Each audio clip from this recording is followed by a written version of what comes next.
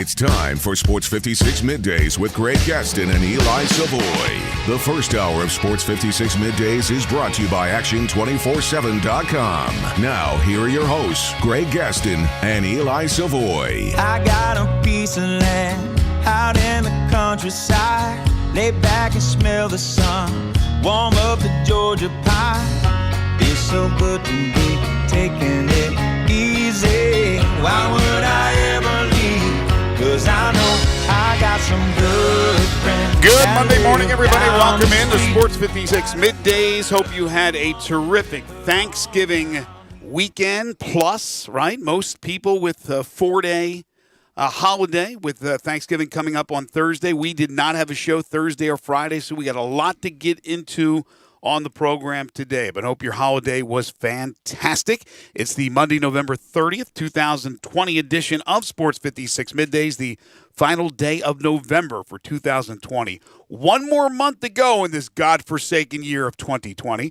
Greg Gaston, Eli Savoy, Zach Boyd with us all week long, and for Gabe Kuhn this week producing the program. We're in the Family Leisure Studio. 6 mask while supplies last, and make sure to wear your mask. The first hour of the program is also brought to you by Action247.com. Speaking of action, there's been plenty of action since we last spoke to you, so we got a lot of catching up to do on the program today.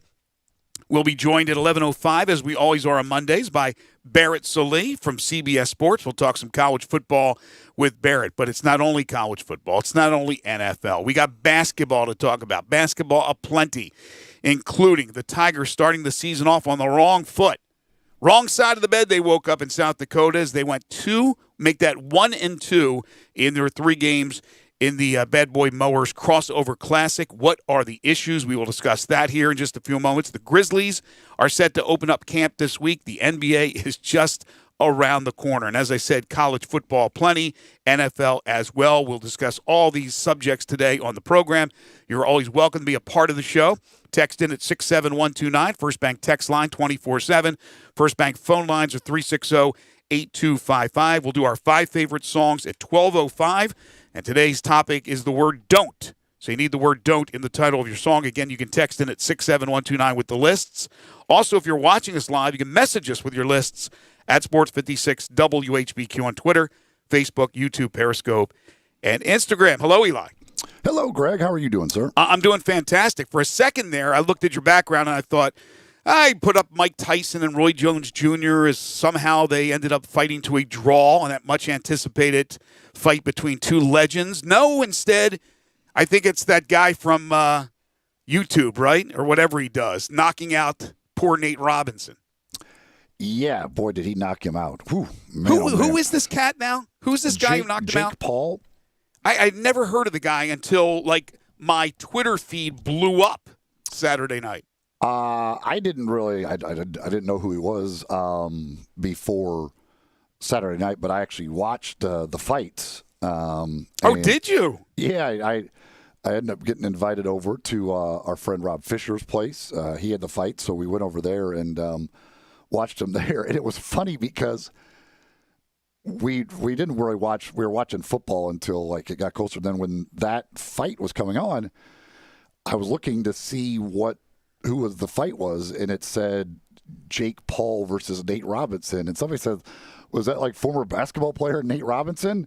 And then somebody else was like, "Yes, it is." And I was like, "Wait, what's going on here?" And then I was like, "Wait a second, who's Jake Paul?" Then I had to investigate who Jake Paul was, and so I investigated who Jake Paul was to find out that he's he was big, I guess, on Vine originally. Yeah. I think he got his start on Vine, which is now gone, and now he's a YouTube guy. Is that correct? What does he do, Zach? So basically, it started off with his brother. His brother's name is Logan Paul. And pretty much the Paul brothers are the big names of YouTube. If you want to see something controversial, you go. What do they do? Give me an example. They just do stupid stuff. So they're it's like Jackass on YouTube? It's like the kids' version of Jackass. Okay. Fair enough. They just do dumb stuff at the house or whenever. And so then when I was looking at it, I saw that he had actually fought before. And then I checked the odds on the fight, and he was a massive favorite in the fight. Yeah. And so I ended up betting on him just a little bit, for the heck of it. I bet a little money on Jake Paul because I was like, Nate Robinson is a basketball player. This dude has no chance. This other guy, like Jake Paul, is legitimately like trying to be a boxer and had fought once before. I'm like, I don't know how good he is, but he's going to be better than Nate Robinson. I mean, Nate Robinson, no chance here. And I did not expect Nate Robinson necessarily to just be knocked completely unconscious in the ring. My gosh, did he get just absolutely beat up. I can speak for the black delegation here. Like, he didn't represent us well at all. At all. That was the best part is all the other NBA players like, man, dude, no, I want to fight like that. We can't let this guy be our representation, man. Oh God. So this guy's not the Great White Hope. He's the Great White Dope, right? Just some idiot from the internet who ends up knocking out Nate Robinson. Yes. I mean, quite frankly, the ref should have stopped it after the previous knockdown. I can't believe he let it continue. And then that last one, he just went completely just gone. All right, he and I give Nate Robinson credit. He had some good humor and he tweeted some stuff. He's like, just woke up, who won the fight, all these types of things. Like, I give him credit for having a sense of humor about it. Man, oh man, did he get worked. Well, let me ask you this, and then I obviously want to get into the Tigers disaster, but was it, and you didn't pay for it, so you were over there at Fish, so it's a better question for Fish, but my son had asked me, are you going to buy the fight? I go, no way am I buying this. First of all, when I heard that Jones and Tyson, if there's a cut, they stop the fight. I'm going, I'm not wasting $50 on that. And so I would, if you had paid for it, was it worth it? Listen, and I even made, like, Friday, I said, like, or Wednesday, I guess, at the end of the show, I said, like, I can't, because I talked about how it was setting some pay-per-view records, and I was like, I can't believe people are actually paying for this. Although people are desperate for entertainment, too. Our generation, like everybody, I know, like I was just texting some people and said, hey, I'm over at somebody asked me something, I'm actually over, somebody's watching the Tyson fight. Like everybody was watching the Tyson fight. It was crazy. Really? Like I know of at least like 10 people just in my little circle that bought the fight because that was just, they wanted to see Mike Tyson fight again. All right. And I will say this, the whole night was very weird. Like I'm not very current. The only reason I know the name French Montana is because I believe Gabe had a French Montana song on his list one time. Like, I think it was like last week. You don't know French Montana? No. And so I didn't understand French Montana. Now, Snoop Dogg was hilarious, but there was also like a Snoop Dogg concert basically before the fight.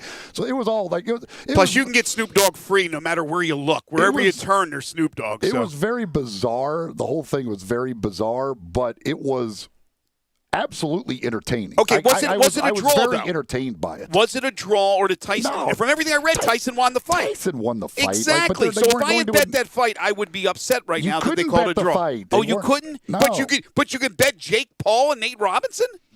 Because the whole thing was the Tyson Jones fight was technically an exhibition.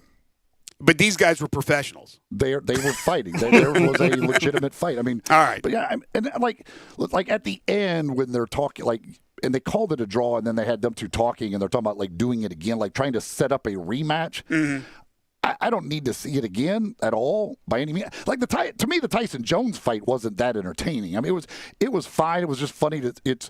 Tyson looked old. Jones was gasping for air after one round, and you see the power that Tyson still has. Like it's a couple of those punches. If he had hit Jones with them, Jones was going to be Nate Robinson laying flat on the mat. But just the body shots, and you could just see the power and know how much that still has to hurt, even though he's 54 years old. But the whole thing was entertaining. It was fun to watch. I think it was worth the $50. I would say that people probably thought, you know what? Hey, that was worth it. It's not like Tyson ended it in 30 seconds because Jones got cut, which I thought was what was going to happen. Me too. They went the distance. You got to see him.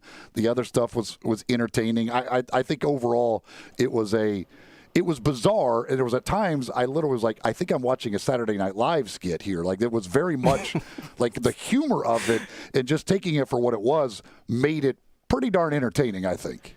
Did you guys hear Snoop Dogg's commentary? Oh yeah, he was spectacular. Like the one where he starts singing a hymn. Like, hold on, Greg, I gotta let you hear this. Caught him. Oh my God! Lord have Robinson. Oh, Jesus. Oh, Lord. Snoop, talk about dropping it like it's hot, baby. Take Holy God up. Lead me on. Let me stand. Oh, gosh. I think that was the previous knockout. I think that was the second to last one for Nate Robinson, which Knocked I down. cannot Knocked believe- down. Knocked down. Yeah, I can't believe they let him continue the fight. But yeah, Snoop Dogg. Well, that's Snoop Dogg brilliant to bring added- Snoop Dogg on as an analyst. He added a ton to it because, like, Sugar Ray Leonard, He's more serious. well, he just he doesn't at this point add a whole lot. Like, Right. He still looks great for his age on But that. sounds like, punch drunk. Yeah, but there's a little like he just kind of like you're like okay, whatever. And then the other guy I don't even I keep thinking like a UFC fighter or whatever. I don't even know Who was he it? was. And then and the play-by-play guy I don't even know who the hell that was, but he was very high energy.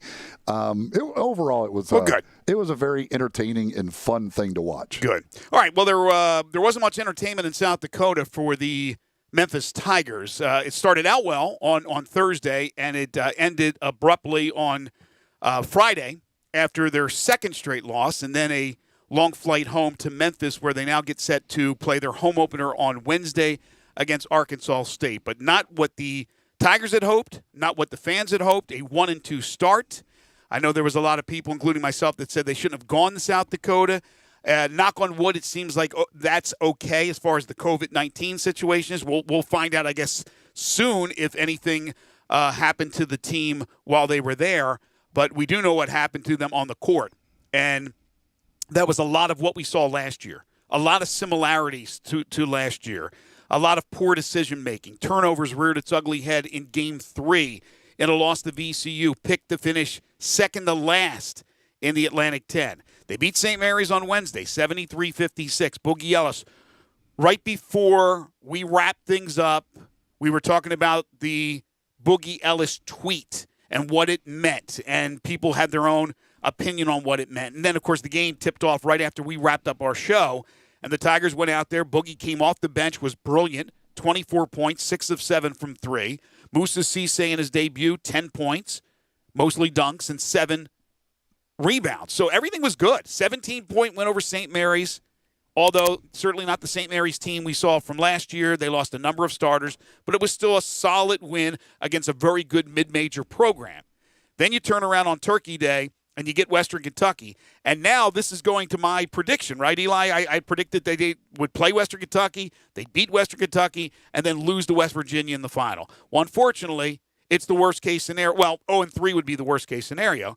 But they lose to Western Kentucky and don't even get to play West Virginia. Now, Western Kentucky, well-coached, and we saw that in the game. Rick Stansbury out-coached Penny. That's all there was to it. And he had a dominating big man in Charles Bassey, who went 21-14-7 and just welcomed Moussa Cisse to collegiate basketball. 75-69 in that game.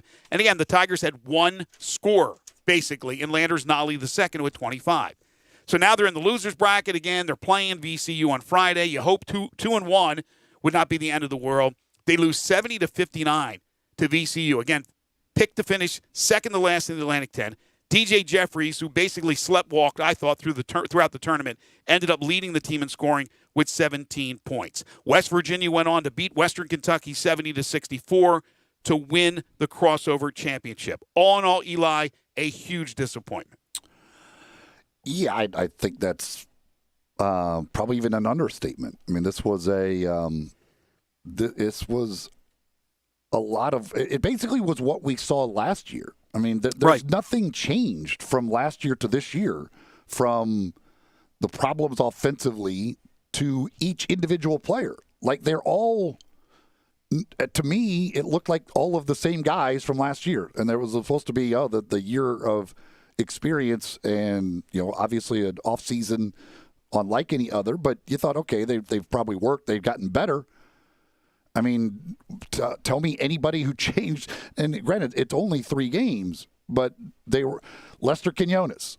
Still can't shoot the ball. Like, I'm still waiting. That last year before the season, he was supposed to be this dead-eye sharpshooter guy that we've been waiting for. Best shooter on the team. It's unbelievable. He still can't shoot. He doesn't make threes. So I don't – and So I'm not sure what he does. Boogie can have a great game, but wildly inconsistent for the most part. He'll have a great game followed by a terrible game. You don't know. Alex Lomax still doesn't do much. Like, he can't shoot. He's not a great distributor because he turns the ball over way too much. So not sure what he does. DJ Jeffries, very talented, has all of the ability, but does he have the motor? Does he have the just want to, or is he just soft?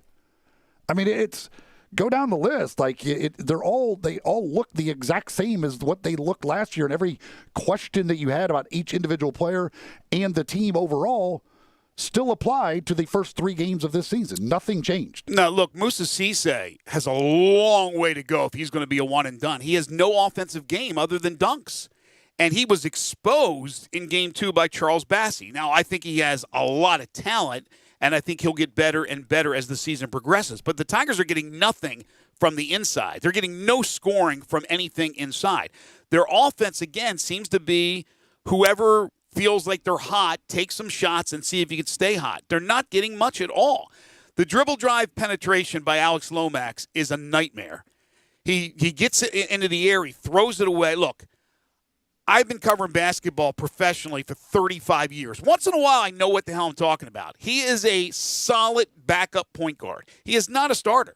And that's the biggest problem the Tigers have right now, is the dependency that Penny has on him, because he does play hard defense, and he is a vocal leader of the team. He's an important piece, don't get me wrong, but he's not a starter. Boogie Ellis and Damian Ball should be the backcourt right now, because Damian Ball, you can see like little bits and pieces of his improvement. I think he has a lot of skill. He's just got to hone that skill. And Boogie, you're right, he's still inconsistent, but at least I think he had double digits all 3 games. So he's your scorer right now. Now, Landers Nolley is a guy who looks like will be able to score, but again, to start his Tiger career, a little bit inconsistent. But if they get the solid shooting from him that we saw him produce as a rookie, as a freshman at Virginia Tech, that is really going to be a key for the team. But they have to get guys in the right position offensively. I don't see a lot of movement, a lot of screens.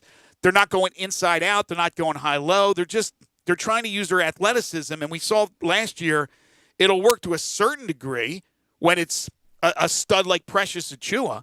But you're right about DJ. DJ is the key to this team, and he has to get the motor going. And he did not have that whatsoever. Now, will they get DeAndre Williams? Will he get the green light from the NCAA? I don't know. And if he does, what does he add to the table? Ahmad Rand seems like he's a big that doesn't have a ton of offensive skills, but they will have him, I imagine, starting on Wednesday against Arkansas State. But this is not what the doctor ordered. You have to get production and improved play from your now sophomores, who last year certainly you can use youth as an excuse. No more. And Alex Lomax is a junior, for goodness sakes.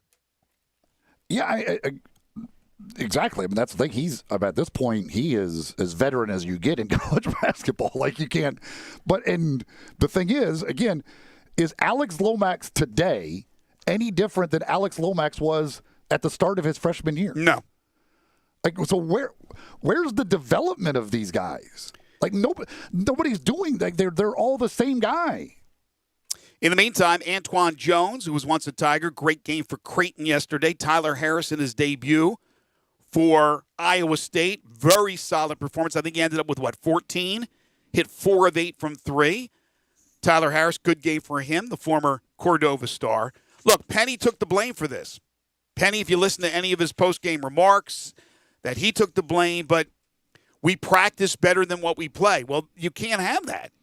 You need to play better than you practice. Yeah, exactly. So why that needs to be figured out. Why can't you take it to the court in an actual game and do those things that you're supposedly doing in practice? Why can't you make shots in games? Absolutely. There's something's got to be figured out, because I mean, offensive. There's just no excuse for a team that has this much talent, and I use the talent in air quotes, but we're basing this off recruiting rankings and everything else. And again, I don't know why these recruiting ranking guys always miss on the guys Memphis recruits. Apparently, the Memphis recruits top guys, they never end up being the top guy hardly. But you can't be that bad offensively. Like, you just can't be that bad offensively with this group of guys.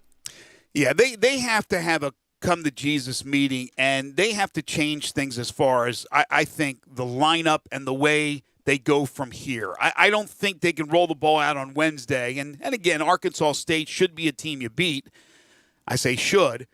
But I don't think you can roll the ball out and just say, all right, let's go back to the same starting lineup with Alex Lomax running the point guard. Again, he is a terrific human being. He's a solid player as a backup. But look, that's Penny's decision. That's his security blanket in Lomax. He feels real comfortable with them. But Alex Lomax is hurting the team more than helping them. Yes, he's a dogged defender. There's no question about it. He's the best perimeter defender they have.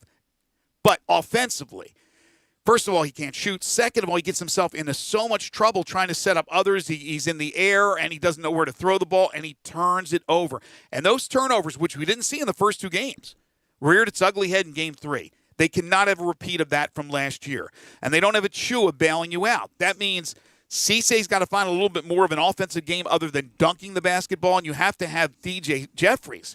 He has to be really, really good. The talk was that going into this season, guys that would probably be ready to go to the NBA would be DJ and more than likely Musa, one and done. Do you see any NBA players on that roster right now? I know it's 3 games in, but come on. If DJ's going to play soft and like that, then no. Like you can't do that in the NBA. Now, granted, yes, he'll end up getting probably drafted based on size, athleticism, and ability. But you got to have some sort of motor, and it just doesn't look like it's there. And yes, Cisse obviously is as raw as it gets. I mean, He's sushi, baby. You see that there's a lot of physical skill tools there, but it is all just raw. Offensively, no, he is literally not going to do anything other than dunk, get your rebound, put back, whatever. But it is extremely raw offensively and even defensively, too. I mean, he's going to block a bunch of shots because he's got length and athleticism. There's no doubt. But he's just awkward at times. Like he's still figuring it out. There's no question. Well, he's so awkward that he's not rebounding the ball real well. And there was a time, I guess it was Game 2.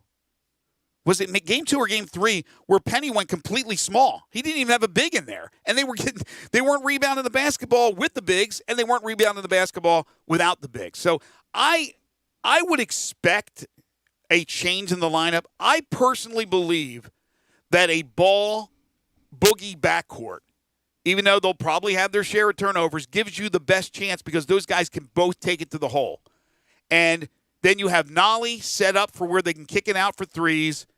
DJ also being able to knock down threes, and Cisse in the middle. I'd have Lester coming off the bench. I'd have Lomax coming off the bench.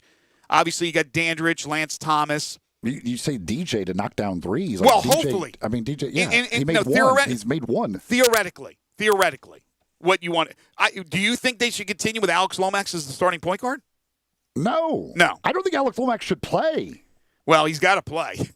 He's got to play because they don't have much depth now. But I would be starting Boogie at the point. Me too. I've said it for 2 years. And then I would have Damian Ball as the backup point guard. I wouldn't Alex mind. Lomax would be like the 10th guy. Like he would get some minutes here and there, maybe. But I just don't. I don't know what he does for you. Like he can't offensively. I know he can't shoot.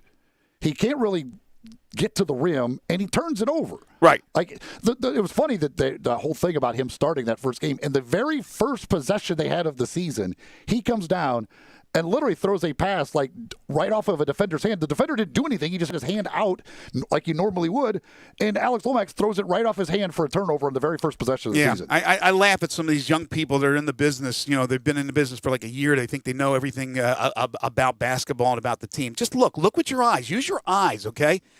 This isn't East High School. This isn't high school basketball. Even Musa Cisse, much heralded, comes into college a year early. He is going to run through a lot of rough patches here early on. But I wouldn't mind seeing what Ball and Boogie could do together in the backcourt. If it doesn't work out, Boogie and Quinones. But maybe it lights a fire under Lester to come out in the second half, off the bench and be hopefully the shooter that he was supposed to be coming in, because he's not in this lineup. But I like it with Boogie. I've said it for 2 years on this show that Boogie Ellis should have the ball in his hand because he is the one that can absolutely get to the hole and, even though he does turn it over, get his shot off. Damian Ball is not a great offensive player, but he sees the floor really well. So I wouldn't mind having him in there also to interchange, going back and forth to try to set up guys. We'll see if there's any kind of changes when it comes to Wednesday's game. Lawn Solutions is a locally owned weed control fertilization company that serves the greater Memphis area. Brandon Holly is the captain of this team. He's the owner, and he has a group of professionals that can help with your lawn woes. They will kill the weeds, get you that green, plush, beautiful lawn that you've always wanted. LawnSolutionsInc.net on the web. 901-867-5626 is the number to call. 901-867-5626. They take care of your lawn all year long. So that's why I'm telling you about it here in the month of November, approaching December. They'll control the germination of weeds by applying pre-emergence during the winter months and post-emergence during the summer months. They'll take care of any disease your lawn has, any insect infestation. So when spring is sprung, those weeds aren't sprung because they are done. That's why Lawn Solutions takes care of your lawn 12 months a year. Give Brandon a call today. Tell him you heard it here on Sports 56 Middays, 901-867-5626, or online at LawnSolutionsInc.net. This is Middays on Real Sports Talk, Sports 56, 96.1 and 98.5 FM. Listen online anywhere, anytime at sports56whbq.com. Divorce can be complicated, even more so if there are children involved. If you're a father and want to protect your rights, consider Cordell & Cordell. As a partner men can count on, they have helped men with matters like these for 30 years. Visit CordellCordell.com to learn more. Contact Cordell & Cordell to schedule an appointment with one of our firm's Memphis attorneys. Online at CordellCordell.com. Office in Memphis, 6000 Poplar Avenue, Suite 225, Memphis, Tennessee, 38119. Kevin Harlan here from Westwood One with a preview of Monday Night Football, sponsored by Prilosec. Treat your frequent heartburn with Prilosec OTC. Ron Jaworski will join me in the booth to wrap up Week 12 when the Eagles host the Seattle Seahawks. Philadelphia had another disappointing game and loss last week, leaving them at 3-6-1. But they're still on the hunt for the NFC East title. Head coach Doug Peterson says every game is now a must-win. You know, there's 6 football games left.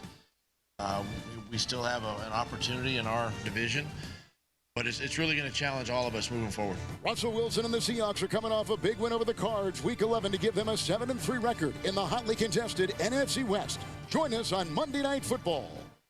Remember to listen to Westwood One's exclusive coverage of the NFL all season long, right here on Sports 56, 98.5 and 96.1. Hey, frequent heartburn may keep you from running your A game, but it doesn't have to anymore. Join the Prilosec OTC 2-week challenge. Just go to PrilosecOTC.com. You'll get $3 off to get you started, plus 14 days of tips, tricks, and reminders. Just 2 weeks, 0 heartburn. Go to PrilosecOTC.com and sign up today. 0 heartburn is possible with Prilosec OTC. Use as directed for 14 days to treat frequent heartburn, not for immediate relief. For the ones standing guard, for the eagle-eyed, for the knights in shining armor, and for all those who support them. We are Grainger, your experienced safety partner, offering supplies and solutions for every industry, committed to helping keep your facilities safe and your people safer. Call, click Grainger.com/safety, or just stop by. Grainger, for the ones who get it done. Looking for a high-efficiency planting solution? The Case IH 2150 Early Riser Planter combines the industry's most accurate planter technologies with a rugged row unit for a fast and uniform emergence. The Case IH 2150 Early Riser operates at your speed and adapts to unique field conditions so that you can maximize your yield potential. Stop in or call Mid-South Ag Equipment at 662-890-3141 to learn more. That's Mid-South Ag, your Case IH Equipment headquarters. All 36-month leases, $31.49 due at signing, 0 security deposit, 10,000 miles per year, 20 cents excess mileage, $650 acquisition fee, Forte, LE 242-174, MSRP 20,505, sold, M7755, 682, MSRP 20,315, K5, MG 003-199, MSRP 25,725, K900, MSRP 65,610, L60-26,907, L60-21,220, includes all rebates and incentives, PF 695, excludes tax title and license with approved credit offer valid through 11/30/2020, dealer stock only, warranty is a limited powertrain warranty, see Kia.com or retailer. It's time for the Kia Holiday Sales Event and time to command the season in your new ride from Goss at Kia South on Mount Moriah. 2020 Kia Forte, just $1 $133 a month lease. 2021 Kia Soul, only $148 a month lease. Plus 2021 Kia K5, only $189 a month lease. And they're all 36 months, $3149 due at signing. And don't miss the 2020 Kia K900. We got it at $10,000 off MSRP. So whether you live in Horn Lake, South Haven, Olive Branch, or Memphis, you'll be happy at Gossett Kia, 2680 Mount Moriah or KiaMoriah.com. If you want it, we got it at Gossett Motor Cars. I want to do some bragging rights. Hey, I was just the other day overhearing a conversation with Big Mike, the manager of DeSoto Auto Sales. They've got people buying cars all over the country. North Carolina, South Carolina, Georgia, Alabama, Arkansas, Texas. People from all over the country buy cars at DeSoto Auto Sales in Olive Branch, Mississippi. Why? DeSoto Auto Sales has the most stringent car inspection in America. They get it right the first time. Quality and low mileage. Factory warranty on most vehicles. My favorite part is the people who work there. Big Mike, all the employees are professional, friendly, and go that extra mile. Expect as you walk in the door, you're treated like family. DeSoto Auto Sales understands your time matters. We can help you find your dream car and get all the paperwork finished in less than an hour. Come see us at DeSoto Auto Sales and be part of our family. Have a great buying experience every time. 662-890-7184. Now, back to Sports 56 Middays. This hour is brought to you by Action247.com. Here once again are Greg Gaston and Eli Savoy. Cause I'm a picker, I'm a grinner, I'm a lover, and I'm a sinner.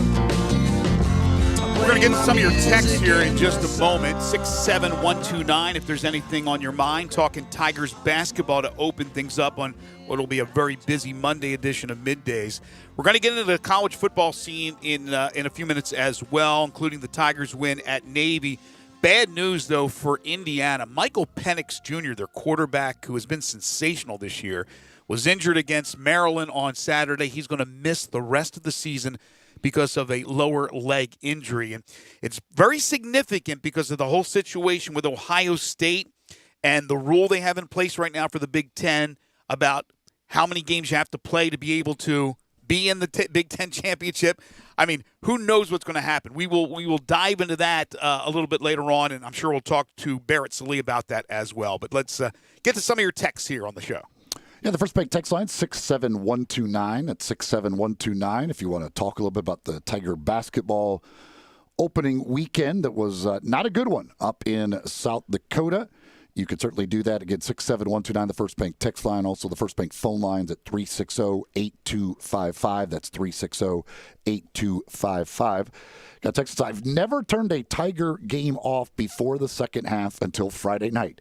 It was humiliating, and I just couldn't take it. What the heck is going on? Yeah, that game was it was brutal to try and watch that game Friday night.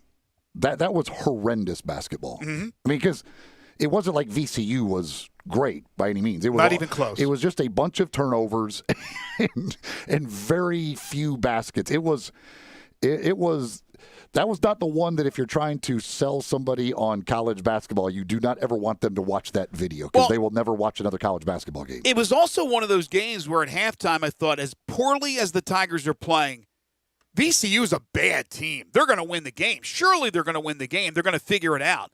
And they didn't. They were never they never threatened to win the game. And again, VCU was not good. You come out of that going, VCU was not good, and they still beat the Tigers by double digits. How sad is that? Yeah, I mean, again, that's a VCU team that will lose a bunch of games, and the Tigers never were a threat to beat them.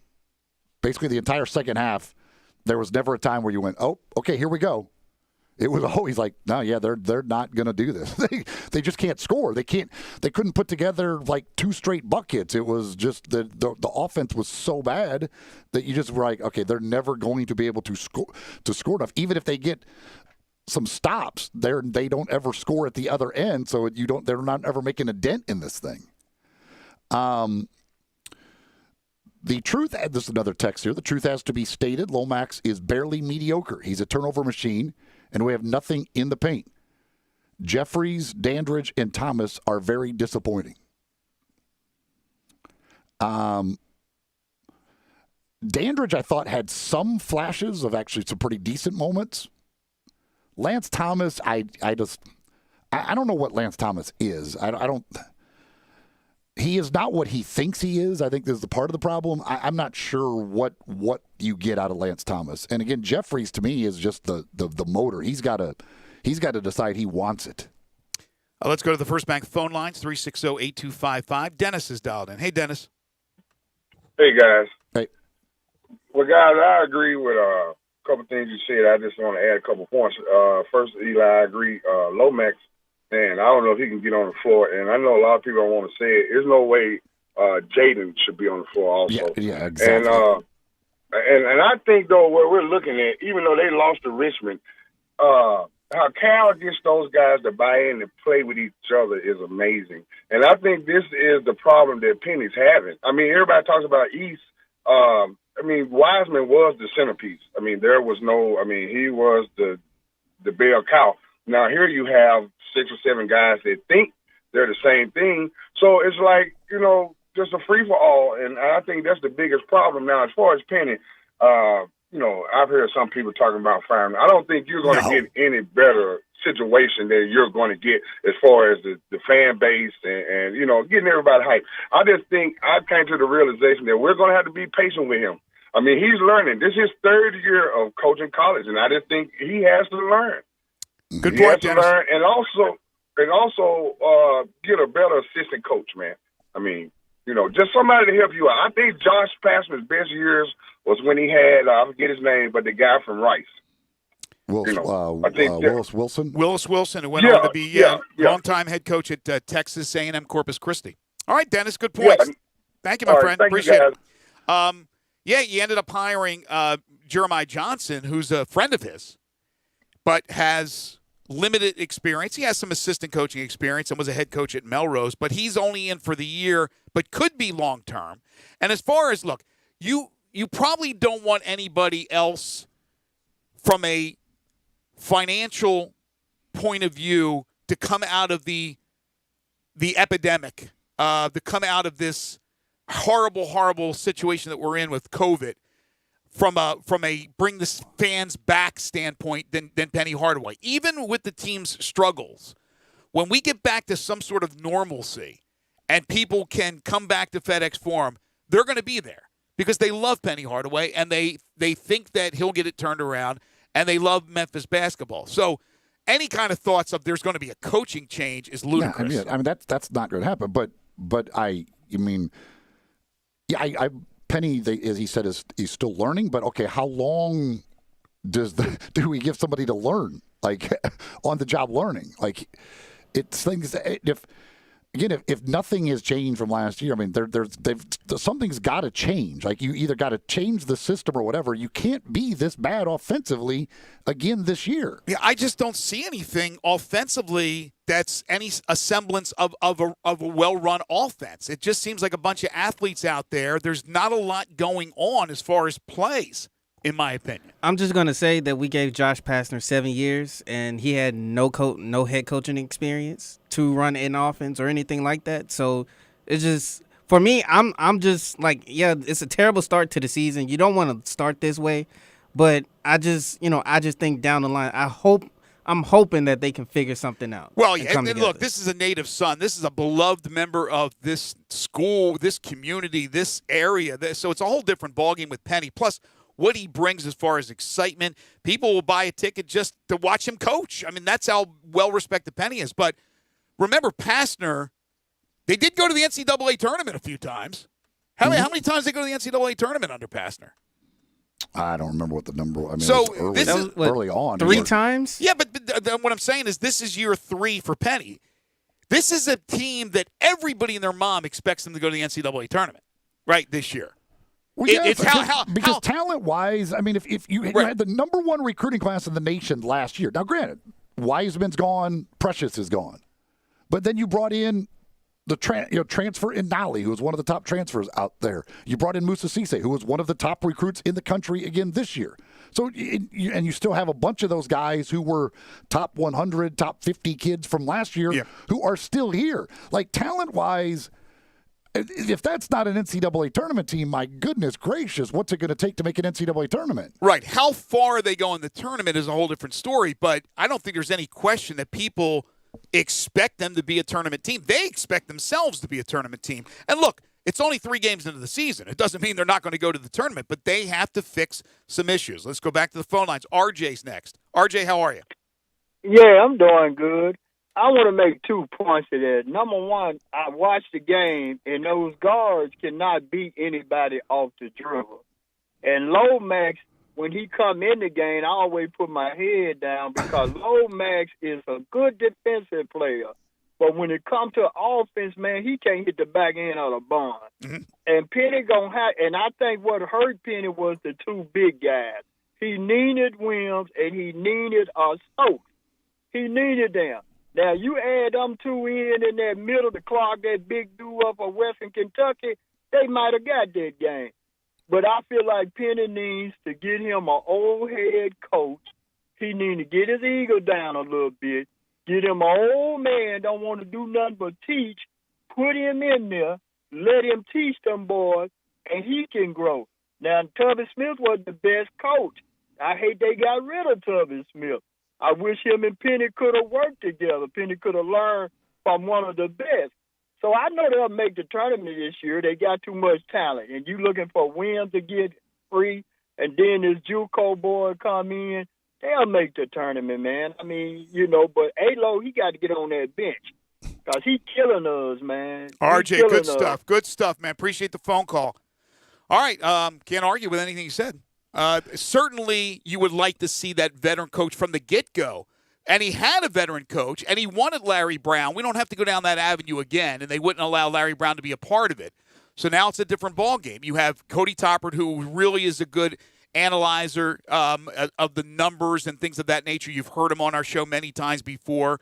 You have Tony Madlock, who, again, is a well-respected name in the basketball community, but he's more of a recruiting guy. And then with Penny, you think, well, how much recruiting guys how many do you need? You had Miller, you had Madlock, and of course Penny can seal the deal. And now you have Jeremiah Johnson, who is young still in the business, even though he's coached for a number of years now, but was a former Melrose coach who's had stints with, I think, 3 different schools as an assistant, but not that crafty old veteran that RJ was alluding to. We've got some more texts coming in here. We'll get to those coming up in just a little bit. Do want to let you know this hour of the program is brought to you by Action247.com. Boy, you could have done a lot. You had a lot of fun stuff you could bet on over the weekend, whether it was all of the football, the basketball, some of the boxing, even had the match with Phil Mickelson and company on Friday afternoon. So there was all kinds of stuff. And with it being legal here in Tennessee, it can make for a lot of fun during your time at home with the whole COVID-19 situation. Go to Action247.com. That's Action247.com, or just download the app to your phone and start betting today. And again, they'll match your initial deposit 100% up to $100 if you use the promo code WHBQ100. It's Action247.com. And it wasn't like Memphis was the only team that was surprised in their opening games. You had other teams that was expected to get off on the right foot that did not. Virginia lost to San Francisco. We just somebody mentioned Kentucky, one of our callers, losing to Richmond. LSU lost to St. Louis. Illinois, which is a really good team, survived Ohio barely. South Carolina lost to Liberty by 16. Syracuse squeaked by Bryant 85-84. I mean, there was a lot of surprises in college basketball to be expected with COVID-19. Some of the teams lacking practice time, some with players that have been out or were out. But it's a little bit different with some of those schools. You expect those programs to be competitive this year. And in the case of Kentucky, young, that will get better and better, as Cal's teams always do. With Memphis, it's a little bit different because you're just worried about where they're going with the system right now that they have in place. We'll get to more of your texts when we return. This is Middays on Real Sports Talk, Sports 56, 96.1 and 98.5 FM. Memphis Tiger fans, catch the Blue and Gray Show with John Stacey and Drew Barrett, Sunday nights from 5 till 7, right here on Sports 56, 98.5, and 96.1. Brian Smith, we love the one and only Lexus dealership in Memphis. Thanks, Stats. The fall months are always the best time to shop for both new and pre-owned cars. We're right in the middle of model year end change. The 2020s have got to go to make room for the new 2021 models, and we continue to trade for the best pre-owned cars in the city, all makes and models. Service is one of y'all's hallmarks. Our award-winning service department is adhering to all socially distanced safety precautions. You can experience amazing at Lexus of Memphis at 2600 Ridgeway and online at lexusofmemphis.com.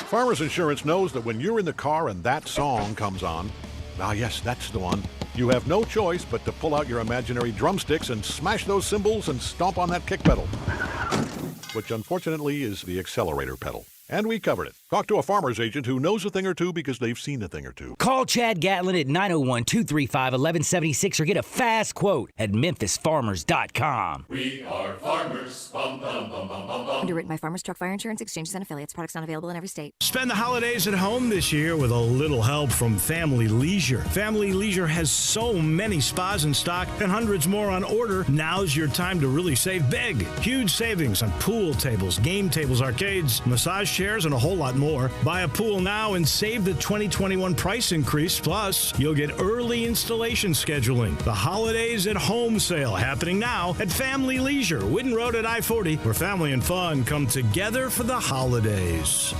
All 75 months at 2.99 Mirage, LHO 10130, MSRP 16565, G4, LHF 12118, MSRP 17435, Outlander LZ 038819, MSRP 381, Outlander PEV qualifies for a 5,836 federal tax credit. Consult your tax advisor. Includes all rebates and incentives. PF 695 excludes tax filing license with approved credit. See dealer for complete details. Offer valid through 11/30/2020. Dealer stock only. The 2020 year-end sales event is on at Gossett Mitsubishi on the Pike. 2020 Mitsubishi Mirage. Buy for $11,100 or $99 a month. 43 MPG Highway. A Mirage you can't miss with 2020 G4, 41 MPG Highway, $139 a month, or buy for $12,435. Plus, crossover with 4x4 off-road capabilities with 74 MPG. 2020 Mitsubishi Outlander plug-in hybrid EV, $27,838 or $359 per month. And 10 years of confidence with Mitsubishi's 10-year, 100,000-mile powertrain limited warranty. Get to Gossett Mitsubishi today, 1870 Covington Pike, or shop online at memphismitsubishi.com. If you want it, we got it at Gossett Motor Cars.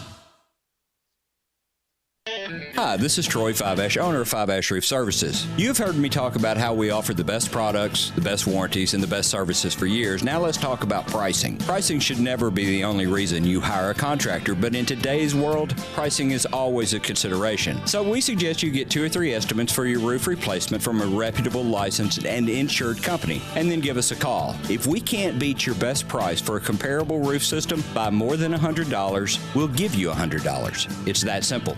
We are so sure we can offer you the best price, beating all other qualified companies, we will hand you $100 if we can't, and thank you for the opportunity. So give us a call. What's the worst thing that's going to happen? Make $100? Five-Ash Roof Services, a proud supporter of Tiger Athletics and the official roofer of the Tigers home team. Five-Ash Roof Services, fair, honest, and ethical. 367-0050 or memphisroofer.com. Five-Ash Roofing is what we do.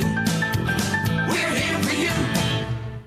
Action247.com is your Tennessee sportsbook for same-day pay. Action247.com. Local, legal. A sportsbook by Tennesseans, for Tennesseans. Win a little or win a lot. Action247 has same-day pay. The other guys make you wait for your winnings. No more waiting with Action247 same-day pay. Visit us online at Action247.com. Local, legal. Action247. You got action. Problem gambling? Call 1-800-889-9789.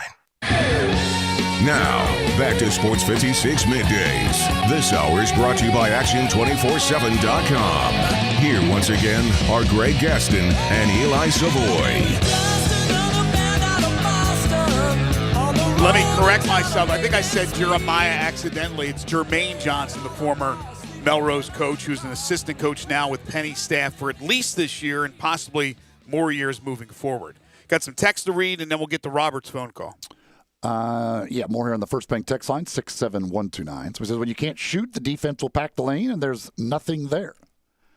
Yeah, and again, I mean, we had Cody Toppert on, I don't know when it was, a couple weeks ago or whatever, and he talked about how he thought they'd be one of the best shooting teams in the nation.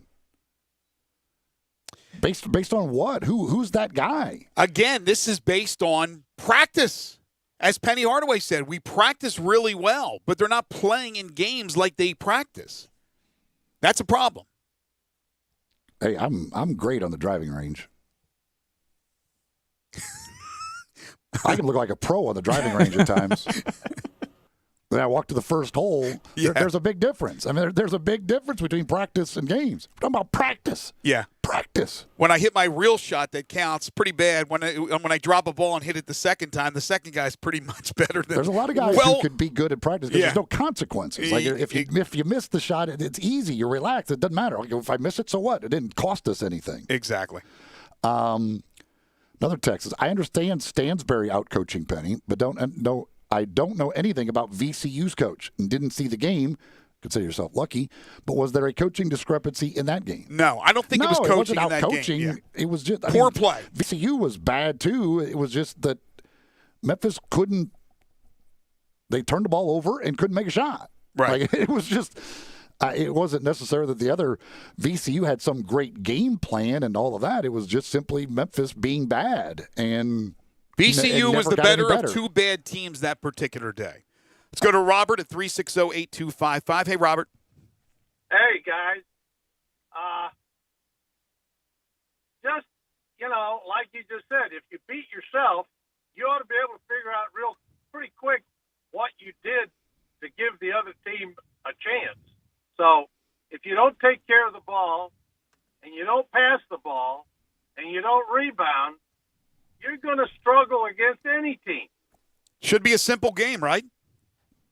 Well, shoot the ball, pass the ball, rebound the ball. I mean, those are the three things that don't require you draining threes every chance you get. I mean, let's face it. I don't think we've ever found a really good three-point shooting team since Pastner's been here. So, but the fact of the matter is, if you don't do those other three things well, I'm sorry, those are pretty teachable parts of the game. Yep, completely understand. Thank you, Robert. Appreciate that. Maybe John Camden next year will be the three-point shooter they hope he is. We can just keep every time. There's one. This is the guy. This is the guy. Then he turns out to not be the guy. Somebody says the Memphis guards look the same as last year with no pressures to back them up. They are the same guards from last year. They look the same because they are the same. Well, yeah, but I know. I'm just again. I mean, that's the thing. Like, they're literally every one of them. Everything that was a problem last year was a problem in these first three. Like, there was nothing about it that changed of the play of the returning guys. I mean, I guess maybe, and part of it gets distorted again because of his first game. But was there any one of those guys that you thought, oh, he looks a lot better than last year? No, but I think Boogie looks a little better. Yeah, that's right. But that gets distorted. You remember last year at Thanksgiving, he had an unbelievable game too. And then he went through a stretch. He had the one game against NC State at Madison Square Garden, I think. Is that correct? No, Brooklyn, the Barclays. Yeah, but he ended up with double digits, I think, in all three of the games, right? Do you have the box scores? He had 10 against VCU. Yeah, he had 14 against Western Kentucky. And 24. So 24, 14, and 10. And again, he's coming off the bench right now, which I think he should be starting, in my opinion. Yeah, again, I mean, he would be the one, but it's also it got a little distorted because he had an unbelievable first game. Right. So, let's see here. Somebody says Penny's middle high school formula doesn't work at this level. When you have the better athletes in the lower levels, it's okay.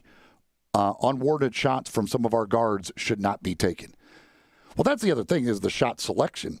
I mean, the number of contested 18 to 20-foot jumpers with 20 seconds on the shot clock that they take is mind-blowing to me. Like, what you can take that shot and get that shot at any point in time. It's the worst shot in basketball. First of all, they love taking long twos that are contested early in the shot clock. It is the worst shot you could possibly take. Yeah, but as the caller said, when you're not making anything, they're clogging the middle. It makes it hard to get to the hole. The only guy I think that can consistently get to the hole is Boogie. I'm not saying he'd always finish, but he can get to the hole.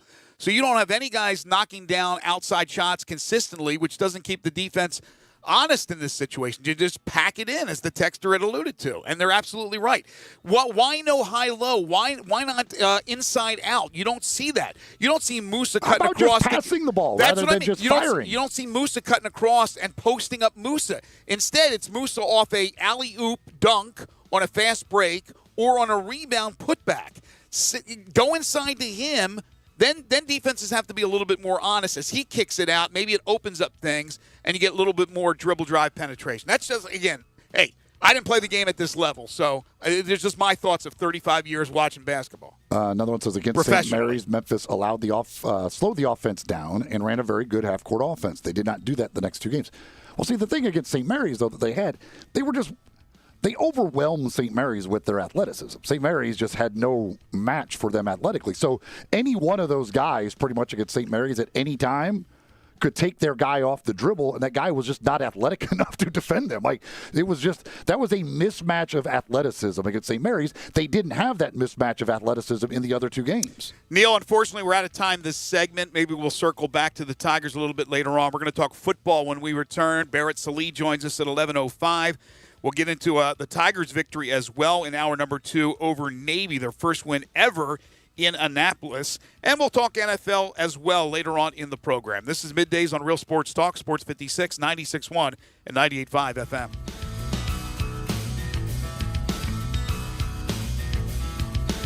Hey everybody, it's the best time of the year to come out here to Olive Branch and get that new All-Star Chevy Silverado or Tahoe or one of these perfect new Suburbans. This is the deal. We asked All-Star Chevy to get what everybody wants for the holidays, and guess what? They went out and got them, and the deals are spot on. Seriously, these will go fast, so come out this week if you can. All-Star Chevy has more new Silverados 2020 and 2021. Lots of the new third-row seating Traverses. And you could still get thousands in cash back. If you want pre-owned, Olive Branch is the place to be. Look, All-Star Chevy's certified pre-owned Chevrolets, they have the best selection I've seen anywhere. And remember, it's not Mount Moriah or South Haven, not Collierville or the Pike. It's gotta be Olive Branch, people. And everyone at All-Star Chevy has one job, just one job, to make sure you have more fun, you get the best deal on what you want, and in record time. So find new roads to All-Star Chevy on Kraft Goodman Road in Olive Branch or online at allstarautogroup.com.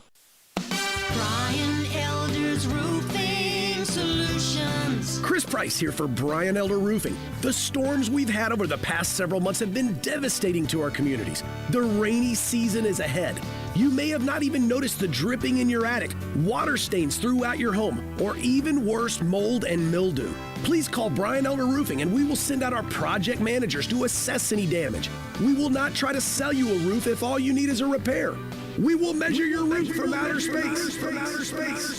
0% for 60 months, even no payments till 2022 are available with approved credit.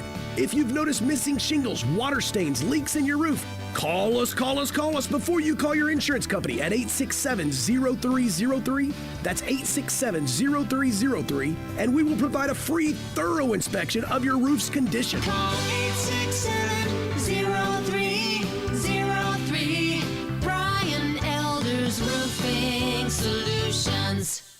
If I'm not commuting anymore, where do I really want to live? While you handle life's questions, Merrill Guided Investing helps you manage your portfolio and invest for your next move with the option to work with an advisor at a low cost and minimum. Merrill, a Bank of America company. Visit merrilledge.com/investing goals to get started today. Investing involves risk. Merrill Lynch, Pierce, Fenner & Smith Incorporated, both a registered broker-dealer and investment advisor, member SIPC. Investment products are not FDIC insured or not bank guaranteed and may lose value. Case IH is a proud supporter of the Mississippi Farm Bureau, and thanks to a membership benefits partnership, Mississippi Farm Bureau members receive a discount of up to $500 on every qualifying Case IH tractor and piece of equipment you purchase. This discount may be used with other promotions, rebates, or offers. So join Mid-South Ag Equipment and the Mississippi Farm Bureau and pocket up to $500 in savings. Call Mid-South Ag at 662-890-3141 to get your discount today. Spend the holidays at home this year with a little help from Family Leisure. Family Leisure has so many spas in stock and hundreds more on order. Now's your time to really save big. Huge savings on pool tables, game tables, arcades, massage chairs, and a whole lot more. Buy a pool now and save the 2021 price increase. Plus, you'll get early installation scheduling. The Holidays at Home sale happening now at Family Leisure, Whidden Road at I-40, where family and fun come together for the holidays.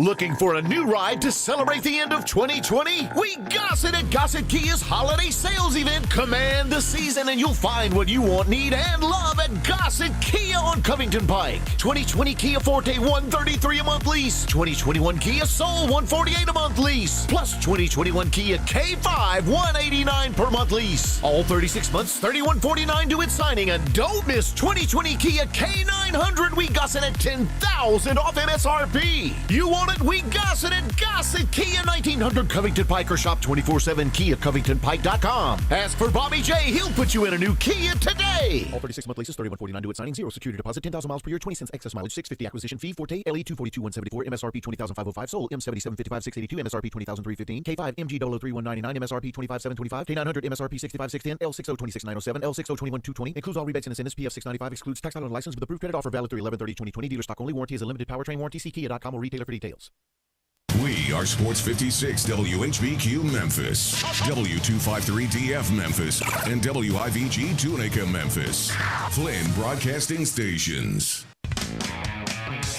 Now, back to Sports 56 Middays. This hour of Sports 56 Middays is brought to you by James Gaddis Jewelers at 4900 Poplar. Here once again are Greg Gaston and Eli Savoy. Welcome back, everybody. 11:03 the time. Hour number 2 here on Sports 56 Middays, the Monday, November 30th, 2020 edition. Greg Gaston, Eli Savoy, Zach Boyd producing today. In fact, producing the entire week in for Gabe Kuhn. We had a very good first hour, and we thank you for your calls and texts on Memphis basketball. That usually excites the masses one way or another, bad or good, and we'll try to get back to that a little bit later on in the program. We got a lot of football talk coming up. College football, including the Tigers win at Navy, NFL. We got our 5 favorite songs coming your way. That'll be at 12:05. We are in the Family Leisure Studios where family and fun come together. Family Leisure, 2120 Whidden Road, just north of I-40. James Gaddis Jewelers is the second hour sponsor of Sports 56 Middays, and every Monday and Friday, it's the Memphis Sports Fact, brought to you by James Gaddis. Did you know Navy football, which just played Memphis on Saturday, and the Tigers won Indianapolis 10-7, has 5 players on the roster from Memphis representing 5 different area schools: Houston, Lausanne, Cordova, Briarcrest, and Whitehaven. Once again, your Memphis Sports Fact brought to you every Monday and Friday by James Gaddis Jewelers, the second hour sponsor of Sports 56 Middays, located at 4900 Poplar between Mendenhall and St. Elmo, on the web at gaddisjewelers.com. Oh, by the way, we will, of course, as we always do, have Monday Night Football for you right here on Sports 56, Seattle at Philly. And we will also have the Ravens and the Steelers tomorrow night, a little Tuesday night NFL football, if that game takes place. Yeah, that's becoming a bigger if, because apparently the Ravens, again today, unable to practice. So they have not practiced in over a week. Well, it's basically 10 days they have not practiced, and they're supposed to play a game tomorrow night. Issues in the NFL, and, of course, many issues in college football, and it's time to talk some college football with our friend Barrett Sallee.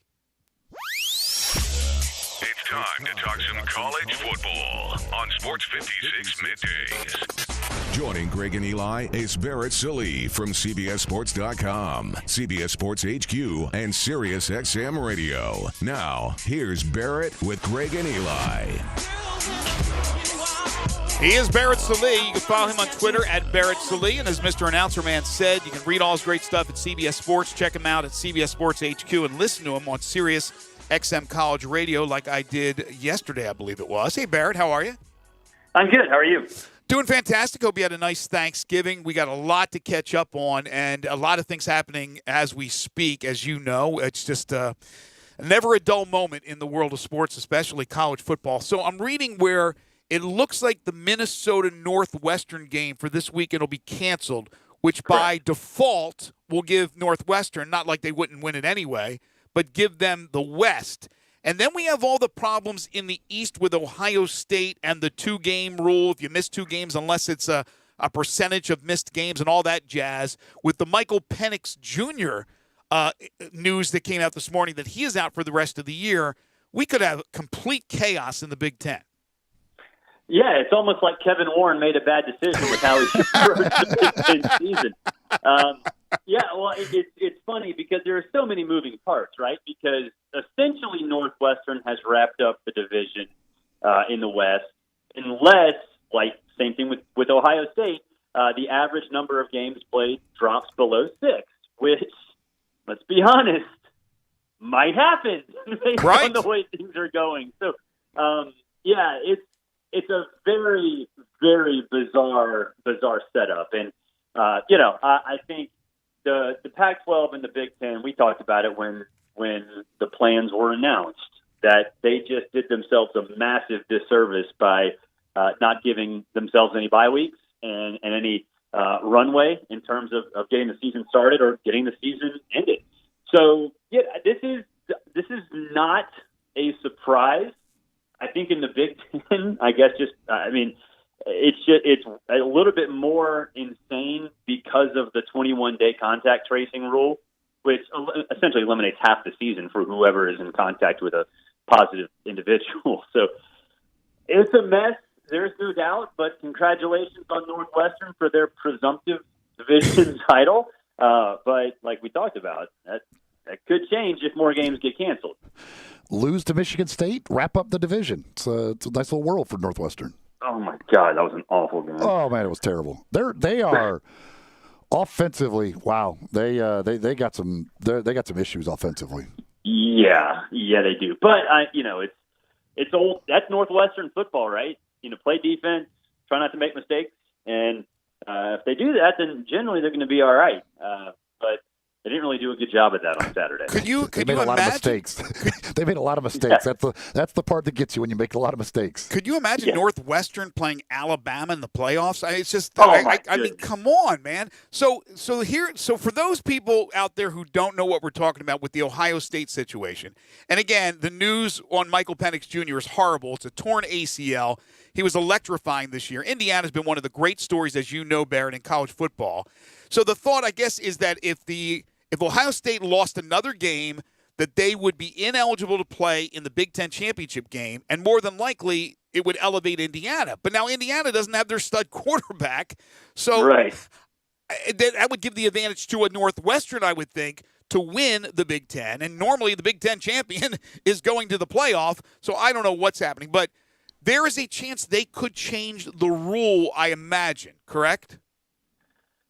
I think everything is subject to change in 2020. So I would imagine, there's a way for them to change the rule. I'm sure there will be schools that are not happy with that, but there has to be something that gets done about it. And here's the thing with Ohio State is, they're not. They might not play, obviously, because there's that 21-day contact tracing rule, and their game was canceled Friday night. Their Saturday game was canceled Friday night, so I think it's a fair assumption to say that from a roster standpoint, they're going to be hurting even if they can play this weekend. But Michigan just paused team activities. Maybe Michigan's the team that screws up Ohio State's season. Finally Harbaugh can beat them. Yeah, through no fault of Ohio State. It's such a mess. Such a mess. Well, okay, so here's the thing. So let's say that they don't change the rule and Ohio State can't play the Big Ten championship game. They are 4-0. Can the playoff committee take Ohio State at 4-0? I don't think so. Oregon just lost. We're running out of teams that could fill those spots. I mean, I don't think if they were 6-0, okay, right? Like if they were 6-0, then okay. But if they're 4-0, are you going? And I think we've already seen that the committee punish scarcity because Oregon was 15th last weekend and they were undefeated, right? So they already have punished scarcity already. So like that precedent, not that it matters because they've changed the rules all the time, but at least right now that precedent is sort of set.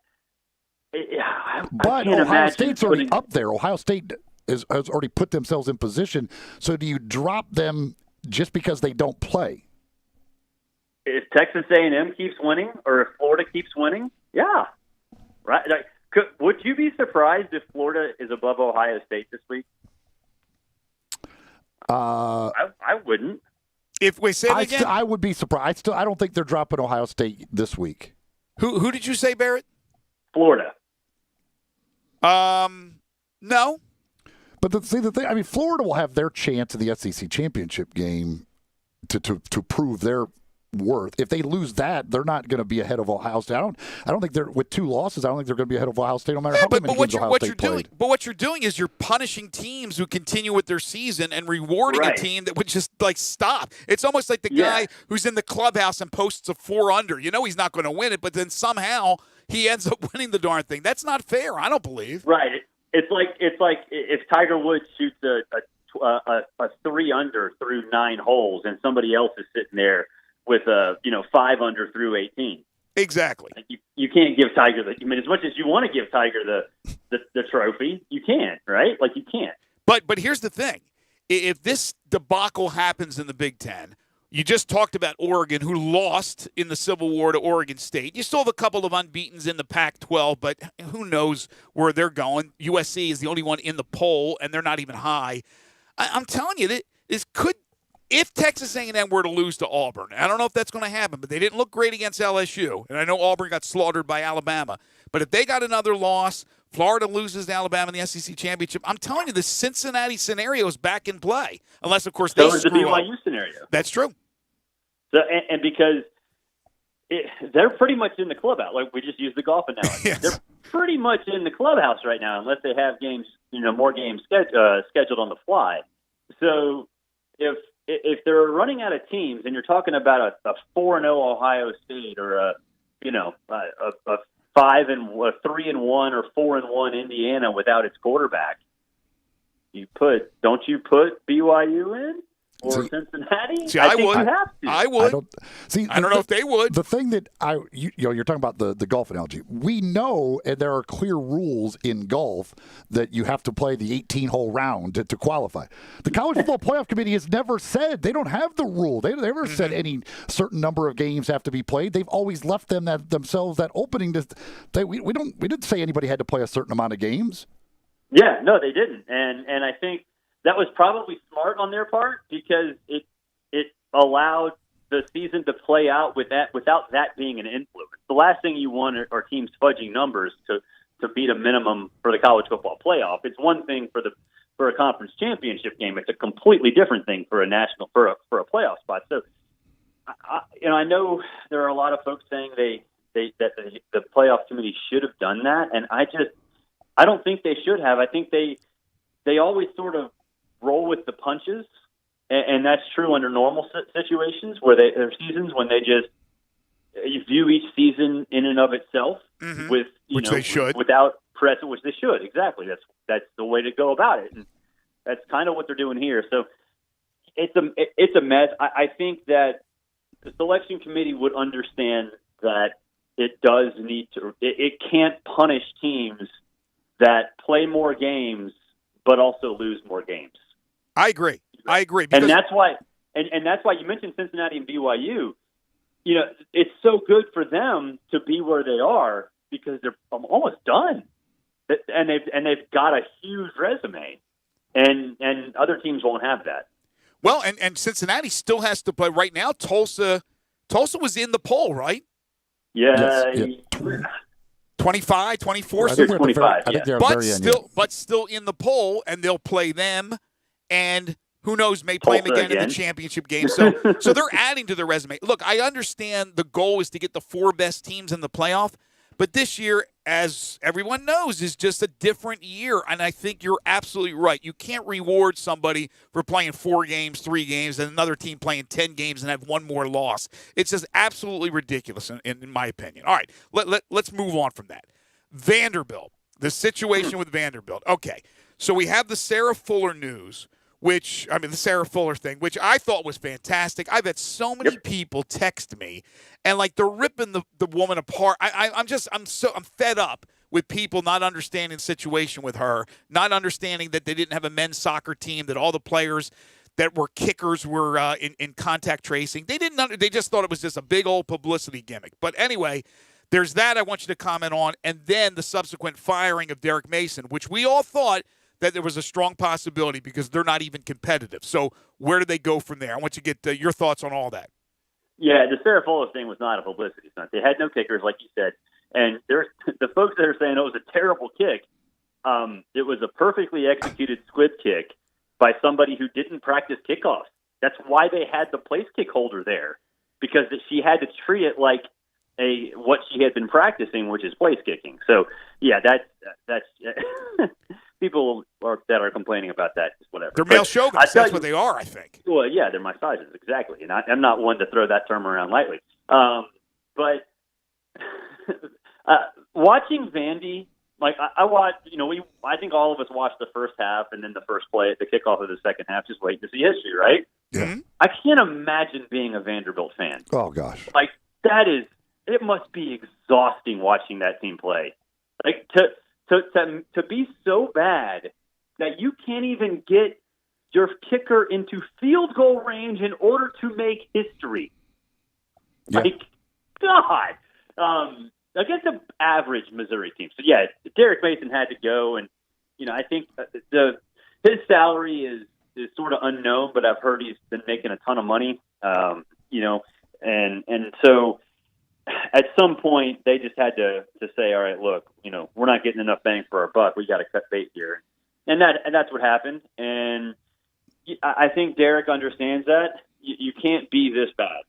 It's Vandy. The bar's not very high, but you can't be this bad.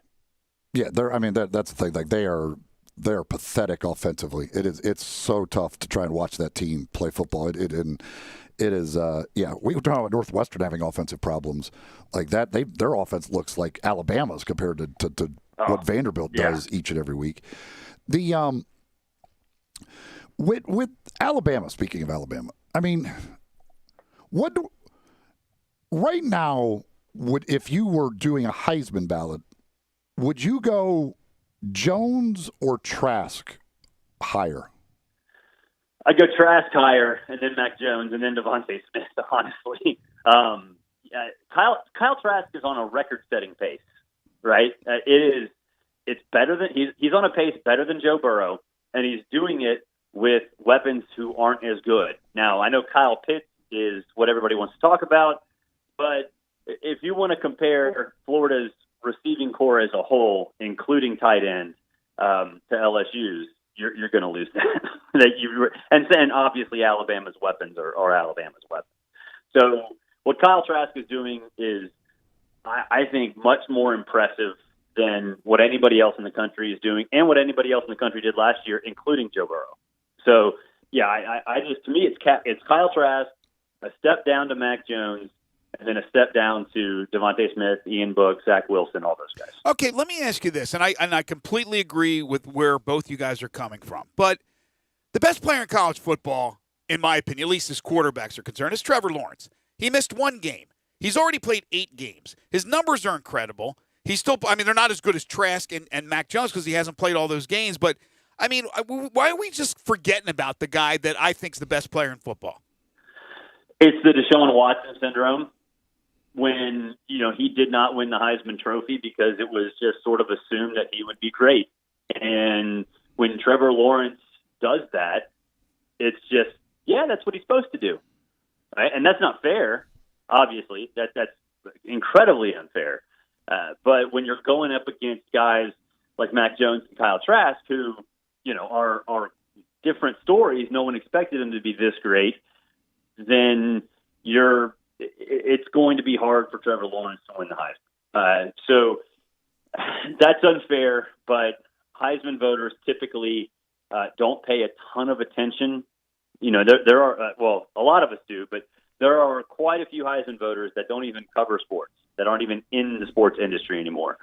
They used to be, but not anymore. So it's hard for a guy like Trevor Lawrence, who's expected to do that, to be a superstar, to win votes over guys who who weren't but are putting up comparable seasons, and that sucks for Trevor. Barrett got a text here. I assume this must be from a Mississippi State fan. They said, I want to hear Barrett's thoughts on Will Rogers. Has Mississippi State found their quarterback? They found him for now, right? I can't imagine them making a change. He looked good against Georgia. He looked good against Ole Miss, but he looked good against Ole Miss. And while their defense isn't great, it's still a rivalry game, and that part of the equation should matter. So I think he does fit what they want to do, which is obviously step one. And really, in terms of recruiting, is Leach going to recruit anybody that can surpass him on the depth chart? I don't think so. And so, yeah, I think the future's all right. Looks good. Let him be a quarterback in the offseason, get some work, and see where he is next year. And I would imagine, as long as they don't have a mutiny, which looks like it was going to happen this season, then he'll be all right. He doesn't have anywhere near the weapons that Matt Corral has for this year and going into that Egg Bowl. And he went 45 of 61 for 440 yards and 3 touchdowns.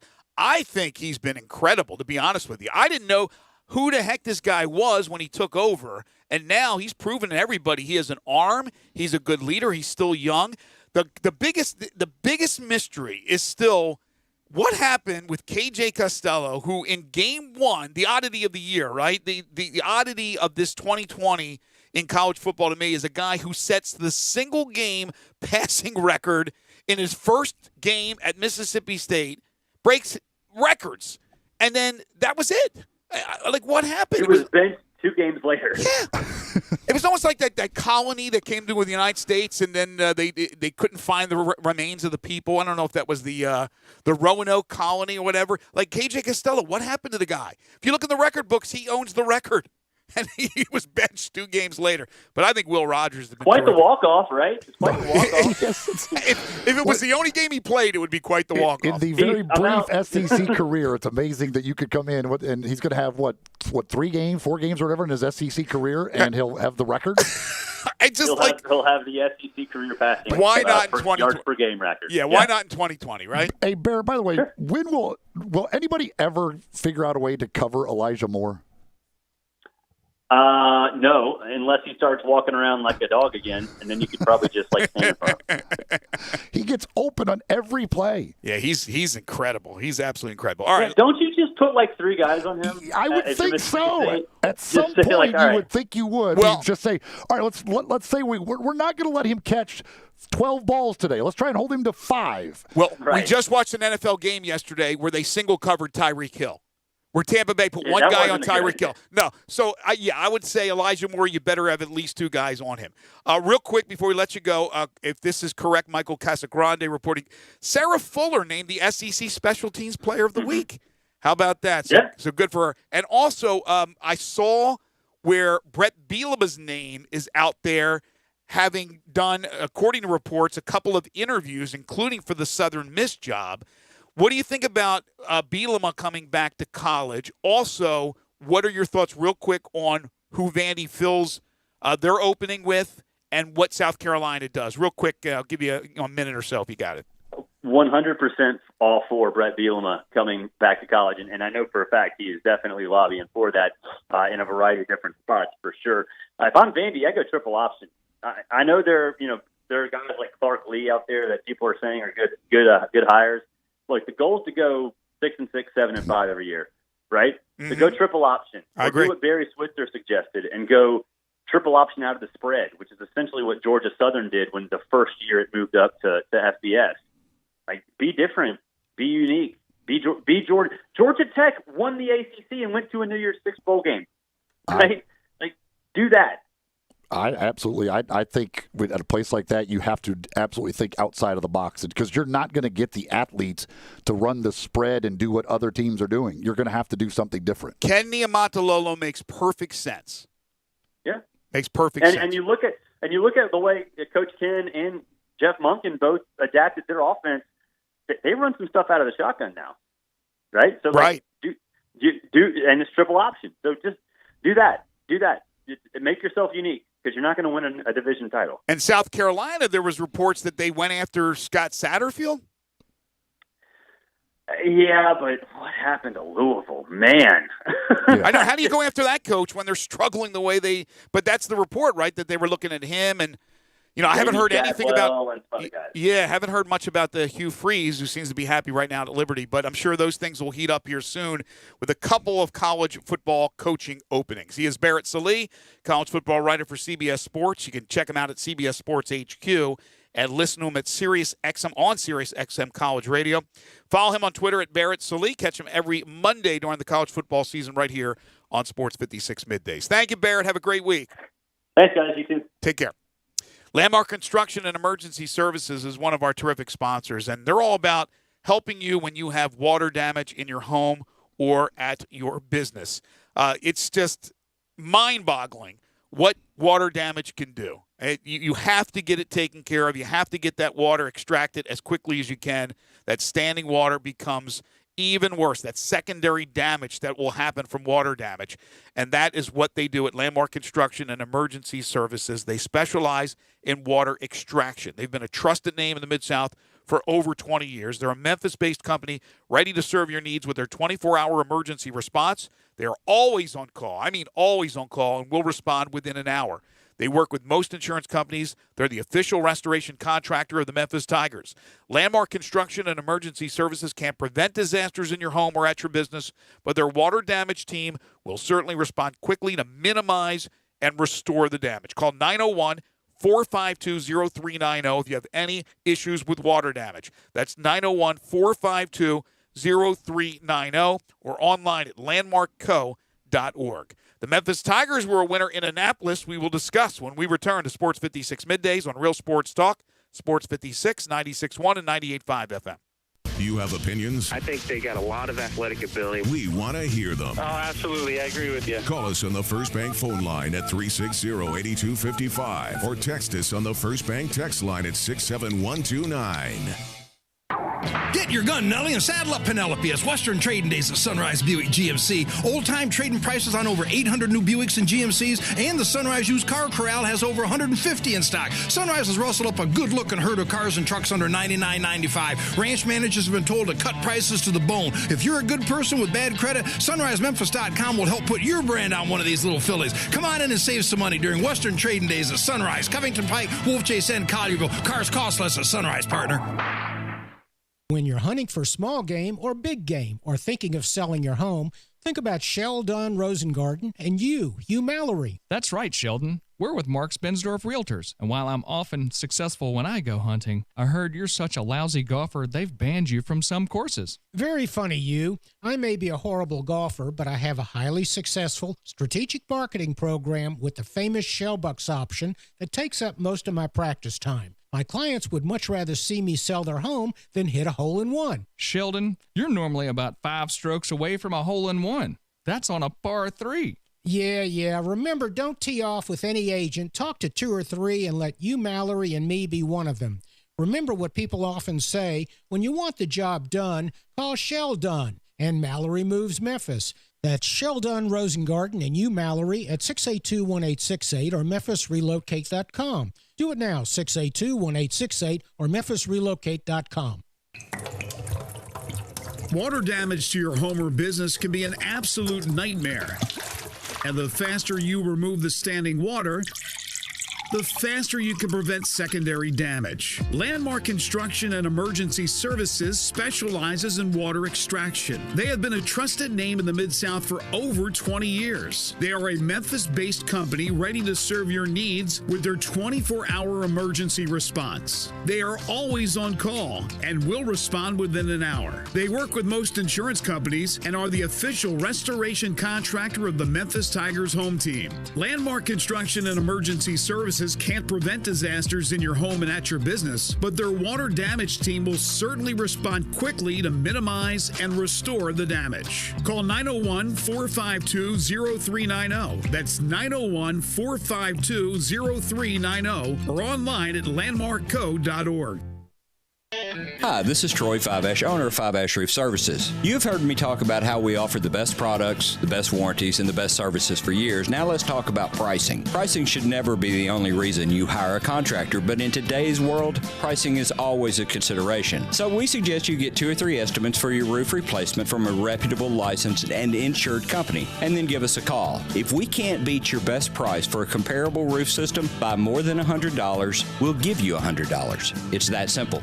We are so sure we can offer you the best price, beating all other qualified companies. We will hand you $100 if we can't, and thank you for the opportunity. So give us a call. What's the worst thing that's going to happen? Make $100? Five Ash Roof Services, a proud supporter of Tiger Athletics and the official roofer of the Tigers home team. Five Ash Roof Services, fair, honest, and ethical. 367-0050 or memphisroofer.com. Five Ash Roofing, it's what we do. We're here for you. Good news. Southland Casino is now back open. That's right. The most spacious casino floor in the Mid-South is ready to welcome you back to the action with live blackjack, roulette, craps, and all your favorite slots. The action kicks off every day at 9 a.m. and rolls all the way till 5 o'clock the next morning. So what are you waiting for? Go ahead and make the short drive to Southland. We're ready for you.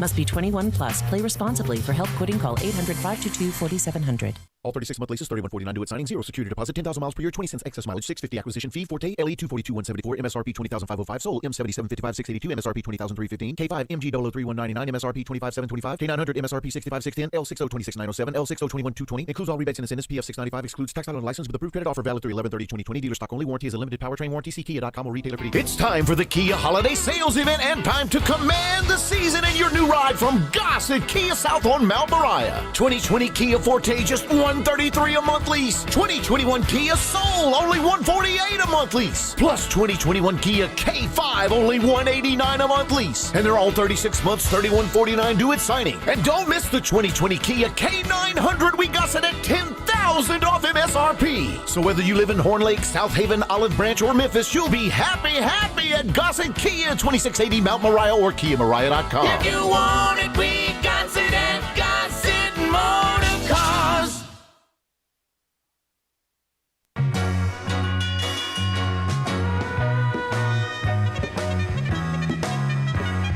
Now, back to Sports 56 Middays. This hour of Sports 56 Middays is brought to you by James Gaddis Jewelers at 4900 Poplar. Here once again are Greg Gaston and Eli Savoy.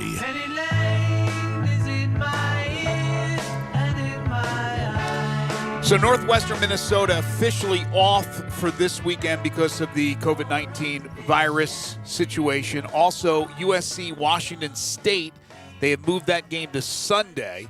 Florida State has had their third straight game nixed. Duke instead will host Miami. So it'll be Duke and Miami as they've put those two teams together for this weekend. Just the ongoing changes, cancellations, postponements, readjustments that are being made with the college football schedule. Yeah, we also have the we don't get Tuesday morning football. I was all excited. We were going to get Tuesday morning football tomorrow, but that's been canceled. Charlotte and Western Kentucky. Oh, I didn't even know that one. They were supposed to play at 9:30 tomorrow morning our time. Really? And they've canceled. It was moved back from Saturday to tomorrow, and they were going to play it at 10:30 Eastern. But they have now canceled that game because Charlotte continues to have issues. Speaking of Florida State, Bronco Mendenhall now apparently not very happy with Mike Norvell and crew down there either. His quote today was, "I have no interest in going back to Florida State." He is making a lot of enemies down there at Florida State, is he not? That's such a weird deal that 2 weeks in a row they get a game canceled like just hours before when a team has already flown down there to Tallahassee and then they cancel the game. Man, that's a rough situation. What's going on at Florida State? So why is it that because I'm trying to wrap my mind around it because they're getting mad at Norvell, but shouldn't that anger kind of directed towards the administration more so than Mike Norvell? Because at this point, it's just out of his hands? I think it's just frustration because, like Eli said, they've traveled already down there, and then they get the news about the COVID-19. They have to turn around and fly back. Their truck's probably already there. Right. That has to go back. So it's just pointing the finger at somebody, and he's the most visible person to do that. Yeah, there's no way really. Again, it's just this is they're getting these are their Friday tests that they're getting the results of Saturday morning, and they're coming back positive or whatever. I mean, there's nobody to get really mad at. It's a unfortunate situation. But yes, I think it is. They are just very frustrated because if the game had gotten canceled earlier in the week, you don't have to deal with all that or whatever. But yeah, there's obviously a lot of frustration, and the fact you're not that getting a refund. The fact that it's on happened with the same team 2 straight weeks, I think that's where people are like, well, it just looks weird because we I don't know. I'm trying to think of how many games, if there's been any other games canceled like just hours before kickoff, where at Florida State it's happened in 2 straight weeks, right? Where all of these others, it always happens earlier in the week. Yeah, I don't know off the top of my head. I feel like there has been 1 or 2 others, but I may be wrong about that. But yes, when it's 2, you start to look at it as a trend, and you go, wait a minute, was Dabo right? No, I think Dabo still went off the reservation with his criticism of Mike Norvell. It's just unfortunate. Norvell's first year has been an absolute disaster at Florida State. Let me go to Warren here on the First Mac phone lines at 360-8255. Hey, Warren, how are you? Hey, guys, how's it going? I hope you can hear me pretty good. I'm driving here. No, we can. Okay, great. Real quick, man, with Florida State, being a Florida State fan, yeah, it's an absolute mess down there, and I hope that we do recover. But having said that, I don't know if you've heard about the young man, Luke, from Starksville. I cannot say his last name to save my life. I do apologize. But what position? He's the quarterback at Starksville, big-time quarterback, probably the number 1 quarterback. He just decommitted, right, from Florida State? Yes, sir, absolutely. And here's the thing, I follow him on Twitter, and I'm really beginning to understand why fans stands for fanatic. And it's like kids 17, 18 years old, and they're roasting him because he decommitted. And it's like, I hate to hear that, and in a way I am venting, and I hope Florida State gets back on their feet. Like I said, I'm a big fan. It just hurts my heart, regardless, to see a grown man speak down on someone decommitting from a school. Right. And it just, why would you do that? But anyway, the reason I call, I said all that to say this. Would you guys would know any reason why he decommitted, or has any news surfaced or anything? I have not seen it. I saw earlier this morning that he had decommitted. It's Luke Altmaier. I have not seen any reason or if there was any explanation from him or anything like that. But yes, all I saw was the note this morning that he had decommitted from Florida State.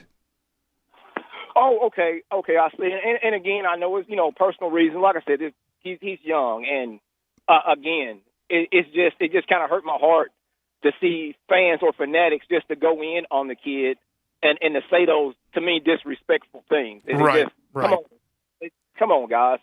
We're better than that. We're adults. Thank you, Warren. But look, yeah, thanks for taking my call, guys. I really appreciate it. Yeah, appreciate the phone call, and thank you for listening. Yeah, look, and especially in this day and age of social media, the word gets out more. These people who are fanatics but do go overboard, certainly, especially with the recruiting world. It's unfortunate, but a lot of people put their, for whatever the case may be, their stock into a young man making a decision, and then wavers on that decision for whatever the reason is, and that's their prerogative, his, and when I say his and his family, that's their prerogative. I mean, one can guess, although this year there are a million different reasons why that kid decommitted. Here, the quote from him, and he's very complimentary of Mike Norvell and Kenny Dillingham. He says the relationships there are very real. But he said, with all that's transpired through the whole course of 2020, I didn't feel comfortable with my decision and didn't think that my heart was in the right place. And not being able to take real visits, it didn't feel comfortable to me. I only visited Tallahassee twice, during the afternoon and during the day. It was tough, and I couldn't see myself in Tallahassee. Yeah, absolutely. I mean, it's a whole different world this year with COVID for these kids that are committing to schools. They are not able to go face-to-face. They're only able to do things through Zoom and things of that nature, phone calls. So they're not visiting too much as far as the campus is concerned. Some were able to visit before COVID hit. But there's also, don't leave out the negative recruiting that goes on as well with other coaches. You have a stud kid who has committed verbally, hasn't signed anything hasn't signed the John Hancock, right? You could also have schools that reach out to him and say, look at the mess that's going on at Florida State. Do you really want to go to Florida State? That goes on. That's not a myth. And I know that's a big. I mean, that's a big blow because Mike Norvell in his offense. He needs his quarterback. Like he needs his guy. So to lose Altmaier, who is a big time prospect, is a big blow to them. But yeah, he needs to go out and find his quarterback to get his offense to do what it can do. And I still think he will be able to do it at Florida State. But yeah, the first year there has been an absolute just mess in so many different ways. It just keeps on coming when I talk about another game canceled and then you lose this commitment, everything else. And that's a kid who apparently I think from what I was reading, he wants to enroll early wherever he chooses to go. So he needs to make a new decision here very, very soon because he's planning on enrolling at for the second semester. You play to win the game. The Memphis Tigers won the game at Navy on Saturday, 10-7, to improve to 6-2, keep their hopes still alive to get back to the conference championship game, although it's going to be extremely tough. They're going to need an awful lot of help, but they're in position, and that's all you ask. They beat Navy for the first time in Annapolis, dropping the Naval Academy to 3-5. It's been a horrible year for Navy football. With that said, and the troubles that they have had all year long with the quarterback situation at Navy, you thought the Tigers and their high-octane offense would go in there and put more than 10 points on the board, but they couldn't run the ball again. However, I go back to what I said at the beginning. You play to win the game. It's amazing, Eli, how many people have texted me about Kevin John's offense, that this is horrible, it's anemic, we can't do this, we can't do that, instead of looking at the positives of winning a football game. Yes, Memphis was held to 75 yards, which limits you when you can't run the ball, puts more pressure on Brady White, who was 18 of 32, 205 and a touchdown. Pretty pedestrian numbers.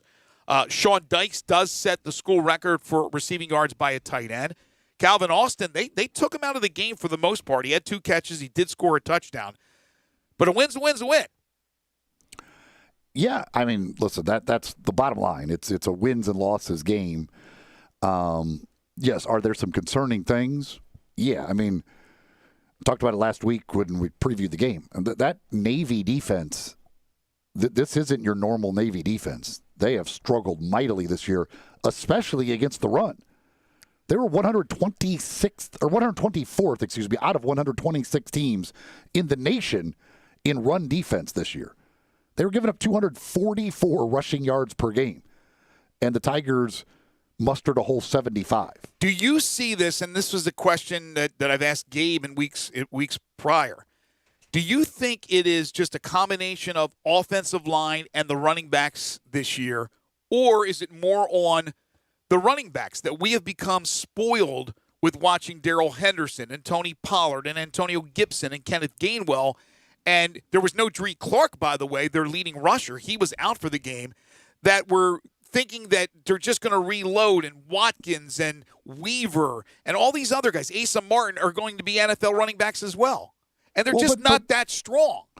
Okay, but I don't mean physically. They're just not that good. In Navy, giving up those 244 yards per game, they haven't played a bunch of teams with NFL running backs. Okay, so is the problem? I mean, this has got to be a partially offensive line. Yeah. I mean, it's everything. I mean, Navy's played some pretty bad teams with pretty bad running backs. Okay. And everybody's gashing them.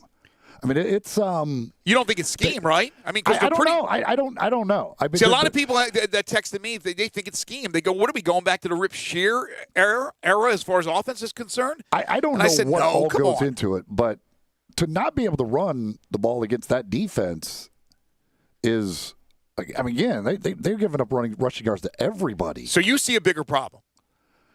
They can't run the ball. They just can't run the ball. Like, it's just the bottom line. If you can't run the ball against that Navy defense, you can't run the ball. But you haven't been able to run. Stephen F. Austin was simply because it was Stephen F. Austin. You were like way better than them everywhere. Like there was right. So you racked up a bunch of rushing yards. But I mean, you're just there. They got a problem. I mean, I don't know if you just basically scrap the running game altogether. I don't know what to do, but if you can't run against Navy, who's literally one of the worst run defenses in America, if you're not running against them and can't run against them, who can you run against? Well, I agree. You have to be able to run the ball, and that's why they got, that's part of the reason why they got clocked by Cincinnati. But you take away that game, They could have won that SMU game. They could have. They've won all the rest of their games. So even without an offense or a running game for their offense, they're still winning football games. Yes, maybe it's an issue moving forward for the rest of this season and for next year and years to come. I don't know. They've always been able to recruit these players that turn into studs at the running back position. But you have Tulane this Saturday, followed by Houston. As long as those games are played, you're going up against teams with good offenses. You're not going to be able to score 10 points and win a game. You're going to have to at least score 30, I would imagine, in both of those games, at least 30 to win. And Memphis has scored points for the most part, but they were shut down for whatever the reason is at Navy. They never play well at Navy, but they did win the football game. That's the good news. By the way, the American Conference just announced their weekly award winners.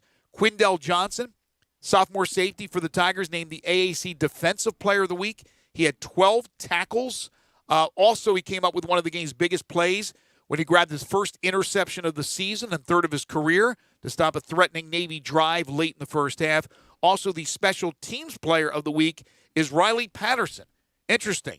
Game-winning field goal, only 4 total points. He's had games with many more points and obviously more field goals, but he hit the game winner, and he is the special teams player of the week. News, I guess, from Ryan Silverfield's little Zoom press conference today that he didn't talk about it because he does it, but Connor Adair no longer on the team's roster. Yeah, I saw that, Eli, and I'm wondering what happened there because Adair has been the backup. We've had a number of these. I'm guessing that probably Connor Adair's, I don't know, transfer portal or whatever. But yeah, he is no longer on the roster, and Ryan Silverfield says basically the same thing. He's on every one of these, that if they're not on the roster, they're not with the team right now, and I'm not going to comment any further than that. So who moves into 2 on the depth chart? Well, I was reading Evan Barnes had tweeted out the current depth chart. He has it as Keelan Brown, the true freshman. Right. Who's who came in and played 1 snap against Stephen F. Austin. Yeah, he's a multidimensional guy. He's a runner as well as a thrower. Drake Day, who hasn't played a game since 2018. And then Peter Parrish, who is ineligible this season following his transfer. Yeah, so you look down the road. I'm not talking about the rest of the season, but for the future, Brady White, I guess, could come back. I don't think he will. But where are you going with the quarterback position for next year? Is it going to be a guy like Peter Parrish, who was originally at LSU? What are they going to do to stock more running backs? How are they doing in the recruiting? Do they even address those positions? I mean, Dreek Clark is a guy that you feel comfortable with, but he was hurt and did not play in the Navy game. So there are questions. There's no question about it, pun intended. But there's certainly you can't be all down on this team when they're 6-2, even with all the things that they have faced, the adversity they have faced.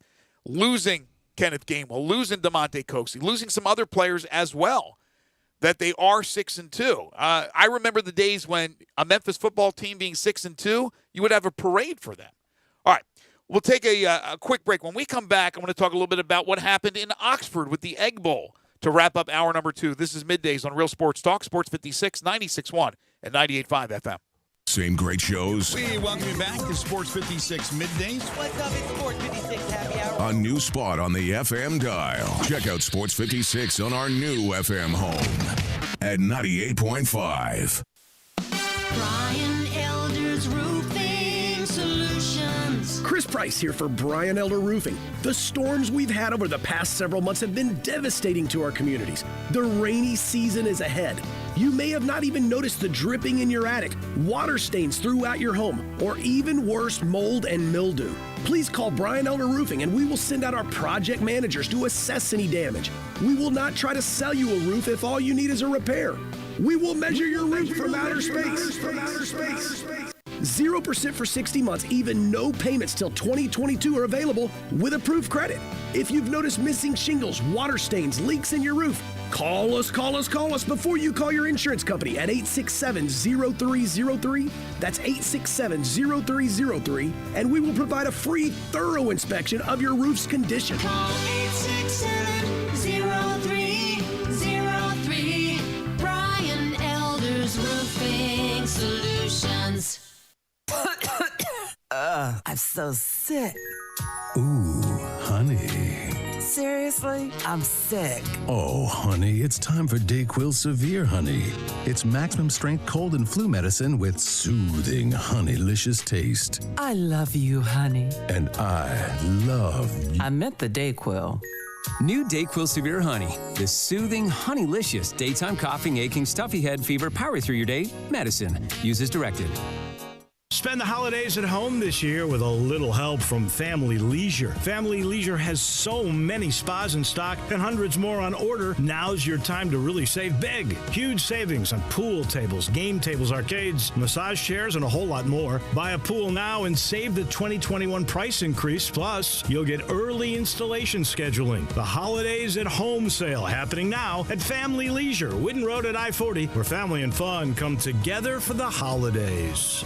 In today's world, a lot is going on, but one thing is always true. You need to take care of yourself. The skin clinics can help. Age, diet, genetics, and current events can conspire to make you look and feel much older than you are. It doesn't have to be that way. Call the skin clinics and let their expertly trained nurses, estheticians, and staff choose the treatment that best suits you and your pocket. There's so much you can do. Consider skin resurfacing and rejuvenation, lash extensions and specialty brows, injectables, medical-grade chemical peels, laser hair reduction, waxing, facials, makeup applications, and even services just for men. The Skin Clinics has it all in a caring, safe environment, always observing current social distancing guidelines. Go to theskinclinic.com to find out more and call today for your appointment at 901-345-SKIN. That's 901-345-SKIN. Taking care of yourself is good for you and your loved ones. Come to the Skin Clinics, 1300 Wolf Park Drive in Germantown. There's no place like home for the holidays, or HomeDepot.com for holiday decor, with Black Friday prices inside and out, like artificial Christmas trees starting at just $39.98, or outside lights and playful inflatables to bring joy to the neighborhood. Order online, and you'll even get free delivery. Holiday decorating improved with a wide assortment of holiday decor from HomeDepot.com. How doers get more done. Free standard shipping on most online orders over $45. Some exclusions apply while supplies last.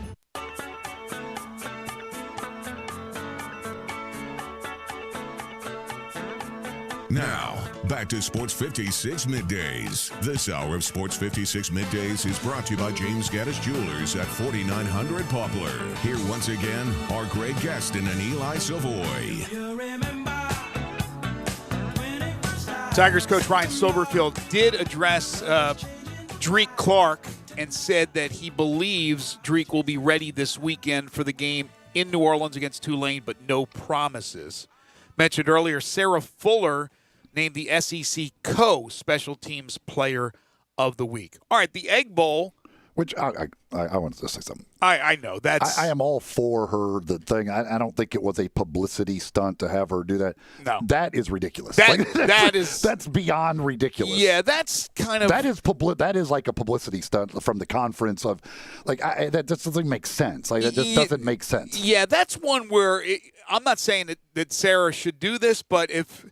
I'd be mad. I'd be like, you're embarrassing me. I did a little squib kick. Don't make me the special teams player of the week because you're doing that for publicity. This is one I'd be mad about. Yeah, it's like, because it's like, it's almost patronizing, like patting the girl on the head, like, look at the little girl playing football. That's exactly what it is. For what you did because you actually kicked off. That's just not it. The moment was great. The moment was great. People who don't understand what a squib kick is and what she was supposed to do and the lack of practice, and they didn't have players that could come over from a men's team because they didn't have a men's team or they don't have a men's team at Vanderbilt. I mean, people were making fun of her. You should shut up. But as far as that moment, that was great. This is ridiculous. This is going over the top and trying, like you said, to get publicity, but also they're patronizing the young lady. She says she's going to stick with the team. I don't know if the players that were affected by COVID that are kickers are back or not for Vanderbilt. Obviously, they got an interim coach the rest of the season with Todd Fitch taking over. But I still think it's a great story. But today, that news just That's ridiculous. I thought it was great that she gave the speech at halftime. Like she was with the team for a very short period of time and realized that there's some big time issues and y'all need to like act like men and football players. Like I think that's hilarious that she's like, I'll step up and say something.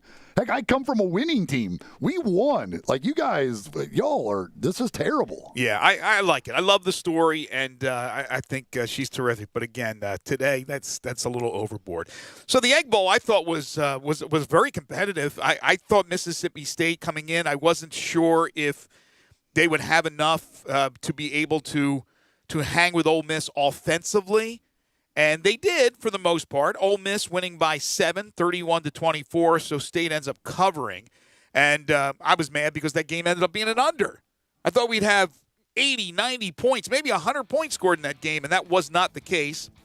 Matt Corral, 24 of 36, 385, 2 touchdowns. Mentioned earlier with Barrett Sallee that Will Rogers from Mississippi State, I thought he was terrific. 45 of 61, 440, and 3 touchdowns. Elijah Moore, 12 catches for $139. Not a bad Egg Bowl at all for the first Leach Kiffin Egg Bowl. Yeah, it was fun. It was entertaining. Lane Kiffin just cracks me up with this. I'm going for it on 4th down. I don't care. I love it. They could have, and if they convert, they have 2 drives inside the 10 that they failed on 4th down. Right. They could have put up a heck of a lot more points, but they kept failing on 4th down in those situations. But he just says, hell with it. I'm not kicking field goals. I'm going for it on 4th down unless it's absolutely ridiculous. Yeah, I needed touchdowns in those situations, not turnover on downs. Iron Bowl, this one was a laugher for Alabama, 42-13. Just a mismatch in this one, which is rarely the case in the Iron Bowl. Mac Jones, 18 of 26, 302, 5 touchdowns. You talk about efficient. But he was ridiculously good. He put some throws absolutely perfect. Again, he's working with great weapons, but some of the throws, guys weren't necessarily open. He's just putting the ball exactly where it has to be. And their defense, it looks like they've got quite a bit figured out defensively. But you watch that Alabama team right now, I don't know. I don't know how you beat them. I really, because their offense is unbelievably good, and now the defense is playing well also. Yeah, and one of their star offensive players out for the season. Oh yeah, but they don't need. That's the thing. At the receiver position, they have shown year after year after year. They just lost 2 guys to the NFL last year. Then you lose Waddle this year, but you've got Smith, who's unbelievable. Nobody can guard him. And then Mechie steps up. And then they got the freshman, tight end receiver combo guy who caught the they're just loaded. And Jones is playing so great. The offensive line is normal Alabama offensive line. Harris running. They're impossible to stop offensively. 5 favorite songs is next, followed by NFL Talk. It's a busy 3rd hour, and it's on the way. This is Middays on Real Sports Talk, Sports 56, 96.1 and 98.5 FM.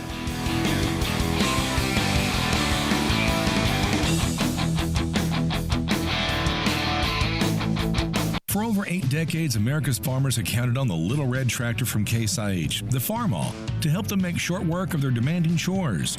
Well, Mid-South Ag can show you they aren't just for farms anymore.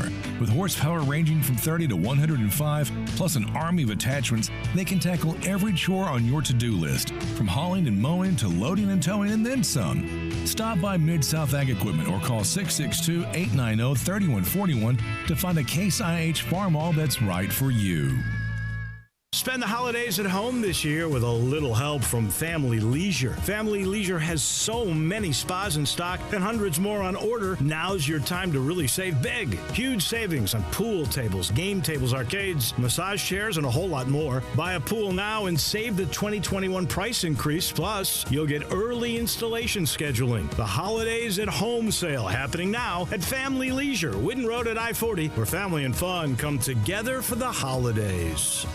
The Black Friday sales event is on at Gossett Chrysler Jeep Dodge Ram Fiat on Covington Pike. And we're going to blow you away with what you save. 2020 Jeep Renegade Latitude 4-wheel drive IIHS top safety pick. We Gossett at $20,736 or $259 a month. Or power up your game in a 2020 Dodge Charger 24,320 or $299 a month. month. And get rammed off in a 2020 Ram 1500 Tradesman Crew Cab 4x2. $29,656 or $396 a month. And 2020 Jeep Grand Cherokee Laredo 4x2. $29,878 or $398 a month. Drive past the rest. Come to the best. Gossett, Chrysler, Jeep, Dodge, Ram, Fiat, 1901 Covington Pike. Online, GossettMotorCars.net. If you want it, we got it at Gossett Motor Cars. All must finance through Chrysler, 3,500 cash down, 75 months at 4.11 APR. Renegade, LPM 02132, MSRP 26,580. Charger, LH 167,053, MSRP 31,490. Tradesman, LG 29329, MSRP 37,855. Cherokee, LC 403,192, MSRP 35,495. Includes all rebates and incentives. PF 695. Excludes tax title and license. See dealer for complete details. Offer valid through 11/30/2020 with approved credit. Dealer stock only. There's a new commissary in town in Collierville. Germantown Commissary is doubling. Yeah, they're still going to have the old Germantown Commissary by the tracks, but now there's a huge new Germantown Commissary in Collierville at Poplar and Houston Levy Road. It's huge, too. There's a drive-through. There's plenty of parking. No telephone pole to get in your way. A cool patio. It's right by the track, so the tradition continues. And this is a tradition that's been around forever. That commissary is famous for hickory-smoked, slow-cooked Memphis-style barbecue. They've got a private party room at the new one in Collierville. Self-catering still continues. Party packs for $5.95. Basically, the great ribs, the great pulled shoulder, the great deviled eggs. Everything is there in Collierville and Germantown now. So there is now a Germantown and Collierville style of barbecue. It's called Germantown Commissary. Ugh, my stomach. Don't worry, I've got you covered. When you have nausea, heartburn, indigestion, upset stomach, diarrhea. What's that? It's Pepto-Bismol Chews. Pepto-Bismol's in a chew? Yeah, they taste great and provide fast relief. And you can always have Pepto-Bismol handy. Ooh, let me try it. Try Pepto-Bismol Chews for fast relief. Nausea, heartburn, indigestion, upset stomach, diarrhea. Use as directed. Keep out of reach of children. Looking for a great place to deposit your money? Try First Bank. Competitive CD rates, a money market that moves with Wall Street prime and interest-bearing checking account options. Not to mention their friendly bankers who make decisions locally. To find out more, stop by one of First Bank's 3 local branches. 6482 Poplar Avenue, just east of International Paper. 8398 Highway 64 across from Wolf Chase. And 6280 Highway 64 in Oakland. Or visit firstbankonline.com. Member FDIC. We are Sports 56 WHBQ Memphis, W253DF Memphis, and WIVG Tunica Memphis. Flynn Broadcasting Stations. Now, back to Sports 56 Middays. This hour is brought to you by East Memphis Ace Hardware at Quince and White Station. Here once again are Greg Gaston and Eli Savoy. The cold has finally arrived. Some snow flurries in the area earlier today. In the 30s. Okay. I can live with that. No, this was, well, I walked out this morning. Oh, it's invigorating, my friend. No, it's terrible. Yeah, there's been a few here and there. Well, some snow. There's right now, you might see a flake here or there, but there's been some snow here and there. Yeah, because I'm looking outside. I'm like, where's that white stuff coming from, man? It was a big cocaine bust. That's all over the place now. No, look, I don't want 30s every day, for goodness sakes, but once in a while, I just like the cold hit and just you feel good out there. It's invigorating. No. Man, come on. Just once in a while. Good. There's nothing good Once in a this. while. Greg Gaston, Eli Savoy, Zach Boyd's in for Gabe Kuhn this week. It is Sports 56 Middays, the Monday, November 30th, 2020 edition, final hour. We got 5 favorite songs.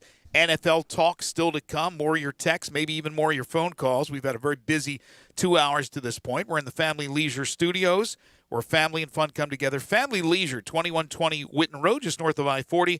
There are holidays and home sales going on right now. When you stop by to check out all they have to offer, ask for an official Sports 56 mask and wear the mask. That's while supplies last. Third hour of the program is brought to you by East Memphis Ace Hardware at 5143 Quince Road, right next door to Billy Hardwick's All-Star Lanes. They have everything, including a full-time locksmith on the premises.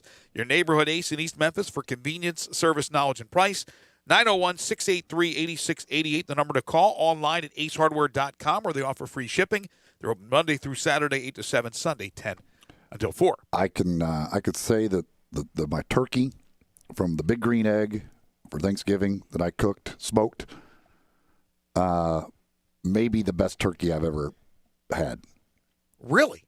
Oh gosh, it was so good. It was so good. I mean, the Big Green Egg makes it easy, but it's man, it was awesome. It was some awesome stuff. Just absolutely fantastic. Certainly hope everybody had a great Thanksgiving. Mine a little bit different this year. We ate out, and it was great dinner, but it's not the same being at home with lots of family members. And I know that's not the case this year for a lot of people that would normally travel and see a bunch of family that weren't able to do so. A couple of quick texts here before we get to the songs on the Tigers and the running game on the First Bank text line. Somebody says their two primary backs are walk-ons. We may have been hurt harder than anyone with COVID as far as losing players. Well, yeah, there's no doubt. Like, if Kenny Gainwell was playing, would it be this? I mean, what would the running game be? I don't know, but it would certainly, you would think, probably be better than what it is right now. Drake Clark's not a walk-on. Yeah, he is not. Yeah, you're right. Yeah. Colin Watkins was Watkins a walk-on? I can't remember. I don't know if he's a walk-on either. And then you have Asa Martin, certainly not a walk-on. He's a transfer who played at Auburn and Miami, I think. I don't know how much he played, but he was there. And then you have Marquavius Weaver. I don't know. Maybe he's a walk-on. But, no, I don't think that's accurate. Somebody else says, if we blast Penny for no offense, is it only fair to blast Silverfield? Wasn't he the O-line coach? You would expect more from the running game. Well, the difference is, one of the big differences, Silverfield won. They won their game. They still found a way to win, and they've been finding a way to win throughout the season. Well, plus it's been one game that they've really struggled putting points on the board. Even with the struggles running the ball, they've been able to score a lot of points, and they've won 6 of their 8 games. Yes, it's concerning for the future, but yes, they're winning. Whereas with Penny, it's over a course of a couple of seasons and 3 games. It's not just the 3 games we're talking about here. Yeah, I mean, again, they went 1-2. If they had gone up to South Dakota and went 3-0, even looking the way they, not playing great or whatever, but found a way to go 3-0, well, it wouldn't be nearly as thing. But they went 1-2. AP men's basketball top 25 poll is out for this week. Gonzaga, 57 of the 63 first place votes. I think they should have got all the first place votes. They are really good, and they are as deep a team as there is in college basketball.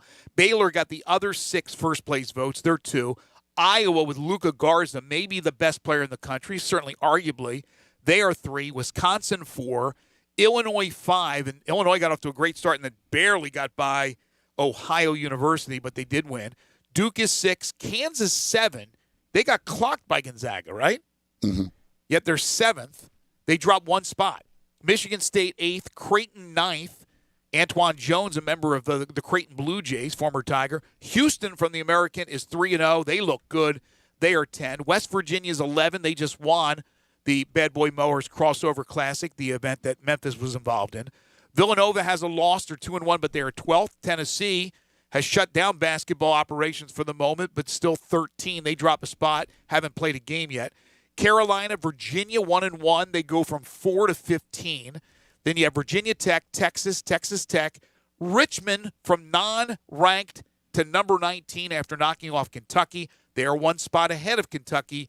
The Wildcats are 1-1, ranked 20th. Then you got Oregon, Florida State, Ohio State, Rutgers, and Arizona State. That's your top 25 in college basketball. And West Virginia, who won that Crossover Classic, will play number 1 Gonzaga on Wednesday?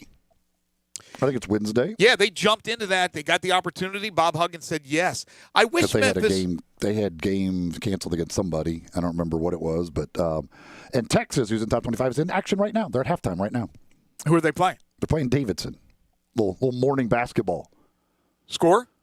Texas is up 43-39 at halftime. Davidson, former Steph Curry school, his alma mater, and a really good coach, a veteran coach. They're going to hang in there. I did want to mention, though, that with Memphis, they got the makeup game on Friday. They scheduled. Who are they playing again Friday? Central Arkansas. I wish they had held out just a bit, because did you see Mike Bray on social media, the Notre Dame coach? He was like, please, we need an opponent. We'll travel. I would have loved to have had Notre Dame here.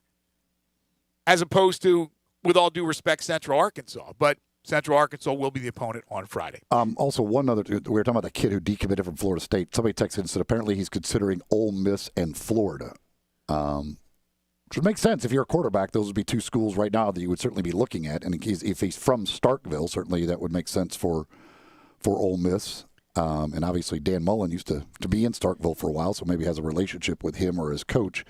But yeah, if I was a quarterback, those would be two schools I would be considering based on what their quarterbacks are currently doing. No question about it. Time now for our 5 favorite songs. Five favorite songs. All right, pretty simple. You need the word "don't" in the title of your 5 favorite songs. You can text them in at 67129 if you have not done so already. First Bank text line. Or if you are watching us live, message us with the lists at Sports56 WHBQ on Twitter, Facebook, YouTube, Periscope, and Instagram. Let's let the newbie go first. Zach, and then I'll go, and then Eli, and then we'll get to our callers' lists. All right, guys. So number 5, I'm going to go with Don't Stop Believing by Journey. Number 4 is I Don't Care. That's by Fall Out Boys. Number 3 is Don't Wake Me Up by Chris Brown. Number 2 here, my number 2 is Don't Stop Me Now by Queen. Mm-hmm. And obviously this is my number 1 song right here. Please don't stop the music. I wanna take you away. Let's escape into the music. DJ, let it play. I just can't refuse it. Like the way you do this. Keep on rocking to it. Please don't stop the music. Don't Stop the Music by Rihanna. I like how you introduced it. You said, and obviously this is the number 1. This is obviously number 1. So I don't know how we don't have this song as our number 1 on our list, Eli. We're doing something wrong here. Yeah, you're definitely doing something wrong. You don't have Rihanna number 1. I don't know what y'all doing. I will say this.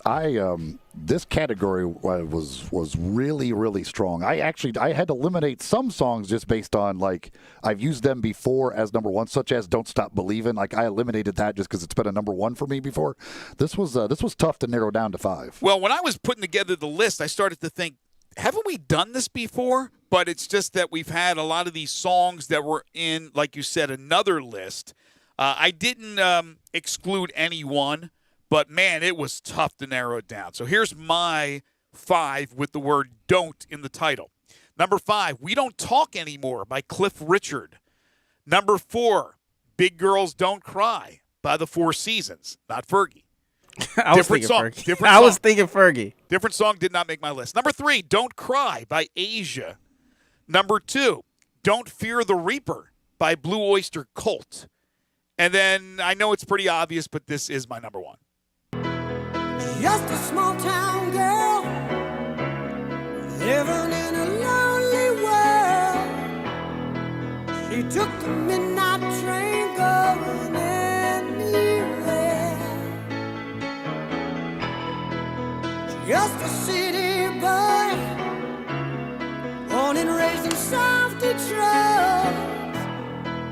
He took the midnight train going anywhere.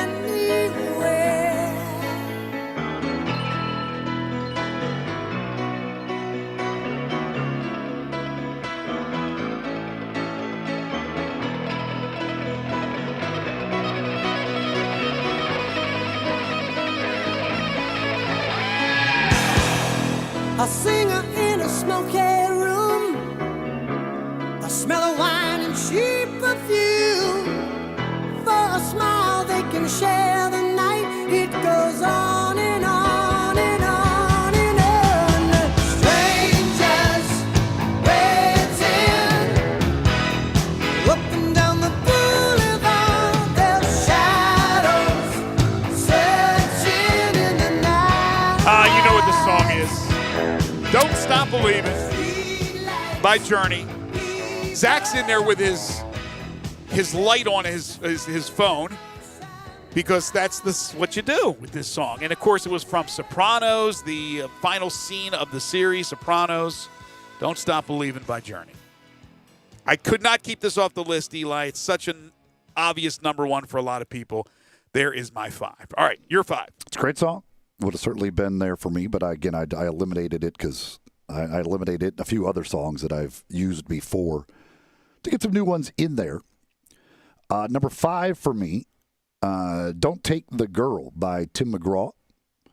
Number 4, Don't Come Around Here No More, Tom Petty and the Heartbreakers. Number 3, Don't Be Cruel by Elvis, the man himself.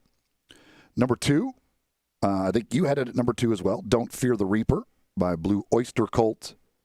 And number 1.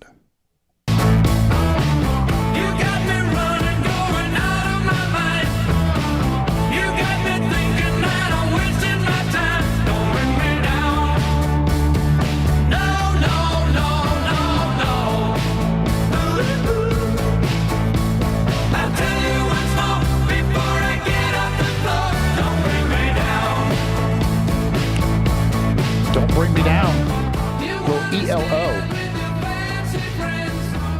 Great song. Yeah, it really is. And I said I didn't purposely eliminate songs that I've used before, but that song I had used before and I loved it. But for some reason, I just went with 5 different songs. But I can't argue with that one. And then one that was on Zach's list, "Don't Stop Me Now" by Queen, another one I gave a lot of consideration. So good songs, great topic. Let's get to our listeners. Yeah, just quickly here. Don't Bring Me Down. Like, off the name, did not recognize it. But once I started playing it, I was like, oh yeah, I've heard this before. ELO, Little Electric Light Orchestra. Everybody's heard that song at some point. There's no doubt about that. Carolyn, number 5, Don't Disturb This Groove by The System. Number 4, Don't Touch My Truck by Taylor Layton. Number 3, I Don't Want to Break Up by Future and Lil Uzi Vert. Love when we get a little Uzi Vert in our life. Number 2, Don't You Worry About a Thing, Stevie Wonder. Good song. And number 1, Don't You Forget About Me, Simple Minds. Honorable mention to Hips Don't Lie by Shakira and Wyclef Jean. Downtown Leo. Number 5, Don't Stop Till You Get Enough, Michael Jackson. That's a great song that I really wanted to get on my list, but it got booted. Number 5, Don't Go Breaking My Heart, Elton John and Kiki D. Mm-hmm. Number 3, I Don't Want to Miss a Thing, Aerosmith. Number 2, Don't Dream It's Over, Crowded House. And number 1, Don't You Forget About Me, Simple Minds. Great list right there. Who was that? That's Downtown Leo. Downtown Leo. Woo. Very strong list. Bobby in Midtown. Honorable mention, Don't You Ever Learn by Todd Rundgren. Number 5, Don't Eat the Yellow Snow by Frank Zappa. I don't know if any of our snow falling out there today is I try edible. not to. Number 4, Don't Believe a Word by Thin Lizzy. Number 3, Don't Give Up by Peter Gabriel. Number 2, Don't Stop by the Rolling Stones. And number 1, what just happened? I just lost it here. Number 1, Don't It Make You Want to Dance by Jerry Jeff Walker. Let's see. Zed. Honorable mention, The Greeks Don't Want No Greeks by the Eagles. I'm not familiar with that. Nor am I. 5, Don't Look Back, Boston. Great song. Number Man, 4, Don't Bring Me Down. Number 3, Ricky Don't Lose That Number by Steely Dan. Another one I heavily considered. Mm-hmm. Number 2, Ruby, Don't Take Your Love to Town by Kenny Rogers. That's a fantastic song. I didn't know for sure if the Don't Take Your Love to Town is a part of that title or not. So I did not consider that one. I think that might be one of those parentheses ones, but I never know for sure if that's part of the title. And number 1, Don't Fear the Reaper. He says, I got to have more cowbell. Lil Dicky, number 5, Why Don't We Do It in the Road by the Beatles. Number 4, Don't Mess Around with Jim by Jim Croce. Number 3, Don't Be Cruel. I thought Elvis would get a little more respect from people in this category. Number 2, Hips Don't Lie. And number 1, Don't Speak by No Doubt. I think Cheap Trick who did the remake of Don't Be Cruel? Somebody did in the 80s and did a pretty good job. But, yeah, the original's the best. Uncle Phil, number 5, B Don't Kill My Vibe the remix, Kendrick Lamar Of and course, Jay-Z. Kendrick Lamar. Number 4, Of course. Don't Close Your Eyes, Keith Whitley. Number 3, I Miss, let's see, where did I miss having sex, but at least I don't want to die anymore. What? By Water Parks. Sure. They're in the Rock and Roll Hall of Fame, are they not? Water Parks? Number 2, I'm in a Hurry and Don't Know Why by Alabama. That one I don't believe I Don't Know Why is in the title. I don't believe that one. Which one is it? I'm in a Hurry and Don't Know Why. Okay. I thought it was I'm in a Hurry. Maybe I'm wrong. I'll look it up. Yeah, I'm almost positive the and Don't Know Why is not at. Well, I don't know. Now maybe it is. I go to the iTunes. That's how I figure it out. I'm in a Hurry. By who is it by? By Alabama. See, I see it both ways here. I did not think the and Don't Know Why is in the title. I'm in a hurry and I don't know why. Yeah, that's official. Wow. You go to YouTube because you're buying the real thing. It's not just people just throwing it out there. Yeah, that's good. Bing, bing, bing, bing, bing. Number 1, Don't Want to Miss a Thing by Aerosmith. That's a very good Alabama song. I don't know if it made my top 5. That is a good song, though. I did not realize that and Don't Know Why is in the title of that. Lou and KC. Honorable mention to David Soul of Starsky and Hutch for Don't Give Up on Us. I had that 45. Number 5, Don't Believe the Hype, Public Enemy. Number 4, Baby Please Don't Go, Muddy Waters. Number 3, Don't Cry Out Loud, Melissa Manchester. Number 2, Don't Take It Personal, Jermaine Jackson. Yeah, get a little Jermaine Jackson in here. I had 2 Jermaine Jackson albums. I'm telling you, man, this is bringing back a lot of memories. And number 1, Don't Take My Kindness for Weakness by the Soul Children, the 60s, 70s Memphis Stax vocal group. How about that? I like the title of that song. Danny, number 5, Don't Go, Judas Priest. Number 4, Don't Let the Door Hit You Where the Good Lord Split You, Dale Watson. Number 3, I Don't Know, Ozzy Osbourne. Number 2, Don't Look Back, Boston. And number 1, Don't Stop, Fleetwood Mac. Ray and Cordova, honorable mention to Billy Don't Be a Hero, Bo Donaldson and the Haywoods. And the song of 2020, Don't Stand So Close to Me by the Police. It is. If there's an anthem of 2020, that would be it. Both good ones, too. Number 5, Good Girls Don't by the Knack. Yeah. Number 4, Don't Come Around Here No More. Number 3, Don't Fear the Reaper. Number 2, Don't Be Cruel. There's a little respect for Elvis. And number 1, Don't You Want Me by the Human League. Let's see here. Number 5, Don't Look Back, Bruce Springsteen. Number 4, Don't Look Back, Bruce Springsteen. Don't Look Back, Boston? This says Bruce Springsteen. Different song from Boston's. Don't Look Back. I got to look this one up. Number 4, Don't Do Me Like That, Tom Petty and the Heartbreakers. Yeah, Tom Petty, they had a couple that you could, very good songs you could put in this category. Number 3, Don't Worry Baby by Los Lobos. 2, Don't Play That Song, Aretha Franklin. And 1, Don't Let Me Be Misunderstood by the Animals. Boy, that's another great song. Yeah, Don't Look Back from 78. I am not familiar with this song. I'm going to have to listen to it. Okay. Let's see here. Number 5, Ruby. Don't Take Your Love to Town. So there's another one of those. So I guess that must be part of that title as well. Number 4, Don't Take Your Guns to Town by Johnny Cash. Number 3, Don't Happen Twice by Kenny Chesney. Number 2, Don't Blink by Kenny Chesney. And number 1, Honey Don't by Carl Perkins. Somebody says Good Girls Don't by the Knack. Don't Stop, Fleetwood Mac. Number 5, here's another list. 5, Don't Take the Girl. Number 4, Don't Come Around Here No More. No, number 3, Don't Stop Believin'. Number 2, Britney Spears, Don't Cry. And number 1, Britney Spears, Don't Let Me Be the Last to Know. Let's see, Don't Worry, Be Happy, Bobby McFerrin.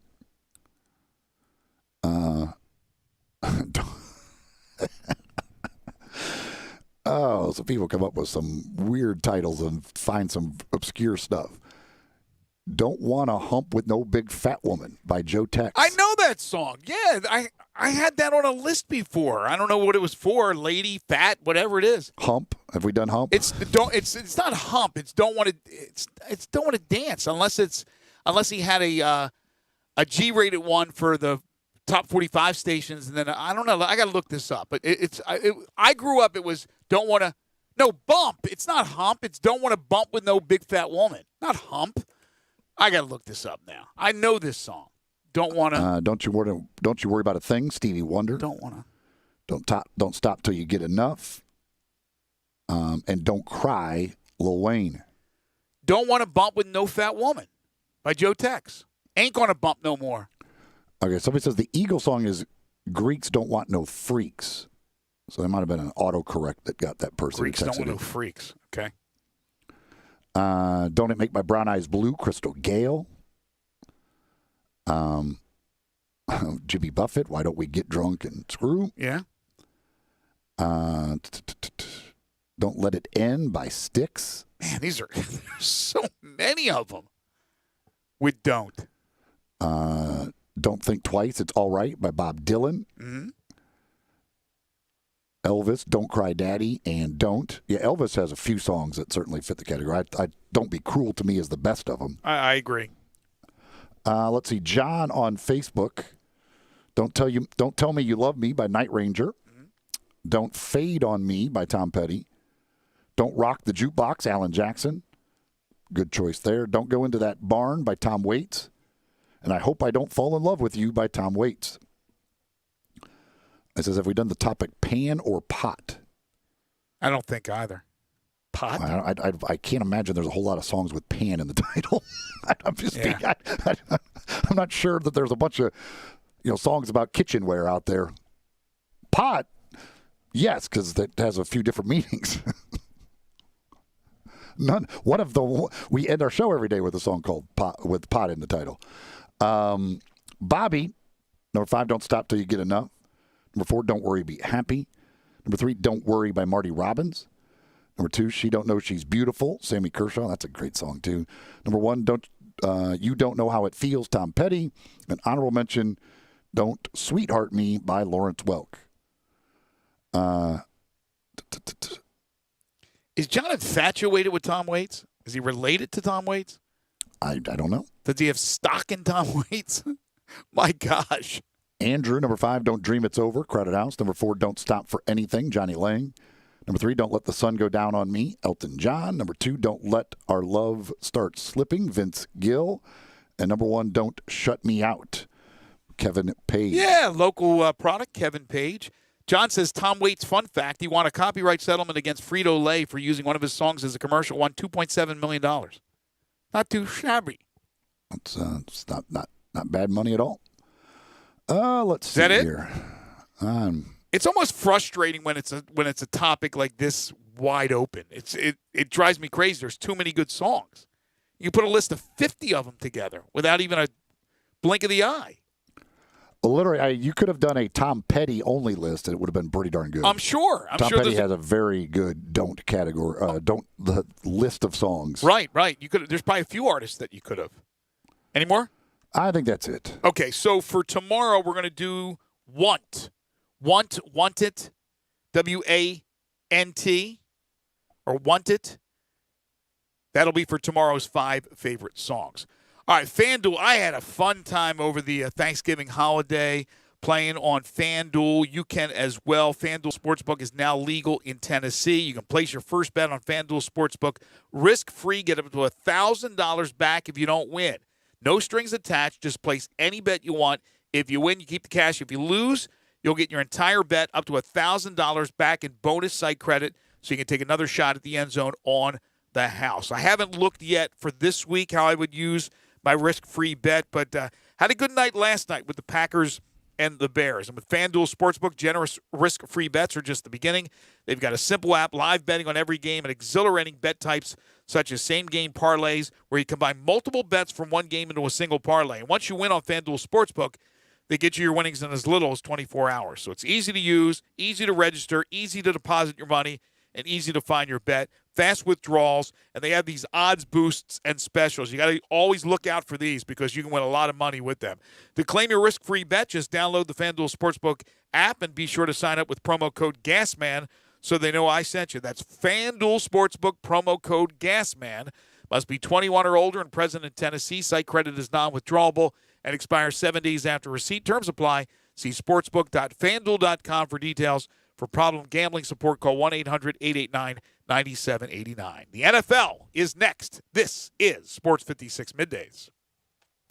Start your day the right way with Peter Edmiston and Anthony Sane on Sports 56 Mornings. Weekdays from 7 to 10 on Sports 56, 98.5 FM and 96.1 FM.